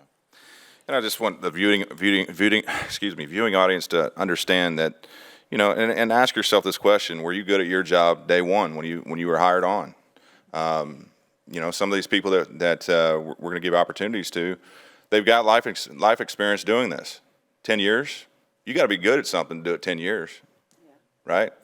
So again, I think it's a trust issue, really, from the community. And so, Doug and team and the board, we have our job to do as well, and to set their minds at ease, right? So, thank you, Dr. Stewart and Dr. Macias. And Mr. LeComte, I wanted just to add, those 7 CT teachers that Dr. Stewart talked about, we have a very stringent criteria process already for them. They have to have at least 5 years experience in the industry. They have to have the industry certification, and it's typically in the areas of like automotive or welding or cosmetology or the health sciences. That's what we're talking about, but they've got to show that they have the credentials to be able to teach our kids and help them be successful. And one last thing, as far as, I had at one point 250 people working for me nationwide, right? And one of the things I always constantly did was I looked at what my competitors were doing. And if my competitors were doing something quicker than what we were, let me explain to the viewing audience, 30 days is a long time to go out without an income for some of these folks.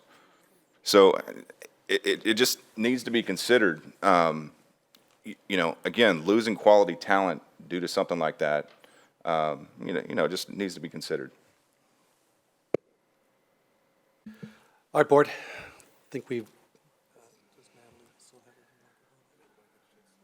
I think so. Quick comment, yes, sir. Oh, I have to be quick. Quick-ish. It's his anniversary. Okay, yes. Oh, great. Now you made Lori mad. Thank you. Very good. You're the bad guy now. Yeah, okay. Thanks, Scott. It's coming back at you. I wanted to reiterate a couple of points. I have really been torn over this decision. So on one hand, we have the community feedback that comes through different channels. So the DEIC committee, the DOI committee that put this plan together and made this recommendation to the board received 100% teacher approval for those teachers on that committee. I've heard concerns from the parents. I've contacted state representatives. One of the messages is that DOI is a tool, much like money is a tool. DOI can be used for good, and in certain hands, maybe it might yield outcomes you might not want. But it is nonetheless a tool. The plan that's in front of us today, A, it seeks to solve a calendar issue, but then B, it seeks to make the district more competitive in the middle of a real and dramatic teacher shortage. That said, that all of those statements, in my view, Dr. Killian, do not, and you're not implying this, nor are you, Dr. Stewart. It comes, as I suspect that this would pass, it's going to come with a requirement of trust and a monitoring capability that brings both a monitoring capability out of this board and an experience in the classroom that assures parents that their child is going to be okay. And you and I spoke recently and heard from Dr. Miles that there's some trust that if something doesn't go well, it can be regained, and if in other areas, if something doesn't go well, it cannot. And this is probably going to be something that is very sensitive for a long time and needs to be monitored closely, candidly, with transparency. Dr. Stewart, oh, you're texting me. Thank you so much. Ratted her out. That felt good, by the way. But as we're looking at how do we manage and monitor this, it's going to be very important that, to your point earlier, that we have perspective of lots of different views on this, different prisms to look through. How many teachers are going through this process on a per campus level, at a grade level, in a certain discipline like reading, how many are out of grade band, et cetera. All of that's going to have to be understood and monitored for, I would say, at least a couple years, pretty closely. And my recommendation is that as parents do raise a concern about the student or the teacher that their student has, that it's treated with a seriousness, not that it would not be, but because of this board's probably going to do, it needs to be treated with a seriousness that I know all of our campus principals and administrators are going to do anyway, but I'm just voicing it that we need to treat it with kid gloves to keep and retain that trust. And Dr. Blassingame, thank you for mentioning the data statistics that you provided, because that is a true statement, right? Teachers that have experience of 5 years, that's where the performance is going to follow. And the evidence and the data proves that out. So thank you for that. Mr. Henry, may I share very quickly an email that we received from a teacher after the work session that speaks a little bit to the support that we provide. Is that okay? Absolutely. So she says, in watching the board meeting this evening, I wanted to take a moment to thank you for speaking about teachers teaching outside of the grade level. Our district does a phenomenal job training our teachers to be successful in the classroom. Specifically at our campus, our district math coach has done an amazing job supporting our teachers and our long-term subs. Personally, I chose to teach outside of my certified content area, and it was so fulfilling. I appreciate your support in investing in our people. So just a little example of, this is what I'm talking about. We provide the support and the training for our teachers. Any other questions? So the consensus I'm hearing is, one, we're going to level the playing field, just like our other districts, which is going to be great for our district. That has to be more competitive, which we're going to talk about in a little bit with the new committee. We're going to hopefully reduce some of the long-term sub situations, which is a good thing for our district. Also, Chapter 26 in the notification is not in there. It cannot be in there. It will never be in there. So you'll always be notified. But at the end of all this, we have to trust our educators. They're going to do the right thing for our kids. We have to trust our superintendent. And we're going to, of course, back that up with supporting him in these endeavors to make sure he has the right tools in place. With that, may I get a please, we'll take a vote. Please raise your right hand if you're in favor of this item. I believe that's unanimous. Thank you very much. Thank you, trustees. The support that you put in us, and we will monitor this as well. And I just, self-admission, I am actually an emergency permit person. Me too. So I taught first grade with a degree only and an emergency permit. And one of the things that really saved me was the support of the district, and also a wonderful mentor teacher that just held my hand through the whole process. And talking about data, 10 first grade teachers, ITBS scores, number 2 of the 10, behind my mentor. Next year, I beat her. So. There you go. Go alternate certificate. Thank you, Dr. Killian. 7B, the board will review and consider the adoption of the revised board operating procedures outlining the duties of public official. This item was discussed in closed session pursuant to section 551.074. May I have a motion, please? I move the board authorize execution of the revised board operating guidelines. Thank you. May I have a second? Second. At this time, are there any questions? Hearing no questions, we'll now take a vote. Please raise your right hand if you approve this motion. It is unanimous. With that being said, I am instituting an ad hoc committee on teacher retention. As you know, we have a rise in issues with hiring teachers in the United States. In fact, I think Dr. Killian talked about this, how we have less teachers actually coming to the profession than actually leaving the profession, so it's a problem. With this, we're going to look at some goals, which is how do we keep and attract good teachers? How do we address the burnout problem, especially in special ed, which is a big issue, and also high-stress areas? And what programs or things can we do as a board to attract good teachers and also develop new ones within the organization? This will be composed primarily of all teachers, and of course, we'll work with Teresa and team to put that in place. So teachers, please be looking in for that. This will be a short-term committee, which means we'll get back to the board derivative goals for how we improve teacher retention in the marketplace. In fact, I was also advertising it earlier to our pre-K teachers.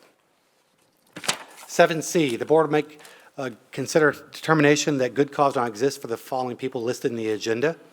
This item was discussed in closed session pursuant to 551.074. I know one of our board members is not here, and he may refrain from doing this. May I have a motion, please? Mr. President, I move that the Board of Trustees render a finding under Texas Administrative Code, Chapter 249.17D, that good cause did not exist as required by the Texas Education Code in the named people, and therefore that they did not have good cause to resign their respective employment contracts, and we will notify these employees in accordance with the law that the district is submitting a complaint to the State Board of Educators certification for contract abandonment. I second. Are there any questions? I do have one comment. So just for the viewing community, I will be abstaining from the vote on this item, the following item after that, simply because after we departed from our working session together, my daughter had oral surgery that day, and I chose to not attend closed session after the meeting. So I think it's prudent. I was able to review the board operating procedures. I had no questions there, so I felt fine about voting on that. But for the next three, I think it's prudent that I abstain from those votes. Thank you, Mr. Scanlon. Now take a vote. Please signify by raising your right hand. I believe that's 6 members. Holly? 7D, the board consider approving the superintendent's recommendation to give notice to the individual listed in here. Her employment in the district is under contract to be terminated. It is further recommended the board of president notify the individual the proposed action to terminate her employment pursuant to section 21.211 of the Texas Educator Code. This item was discussed in closed session pursuant to section 551.074. May I please get a motion? Mr. President, I move that the Board of Trustees give notice to the employee of their proposed employment contract termination. May I get a second? Second. Any questions? Seeing no, may I please get a vote? Please raise your hand. I believe that's 6 again. 1 abstention. 7E, the board consider giving notice to the individual listed here, employment of the district is under probationary, has been terminated. This item was discussed pursuant to section 551.074. May I get a motion, please?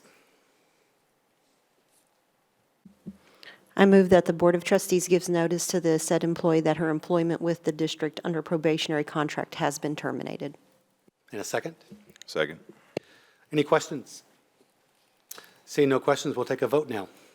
Please signify by raising your right hand. 6 again. I'd like to thank everyone for being here tonight. I'd also like to thank those who are watching via the broadcast at home. May I please get a motion to adjourn the meeting?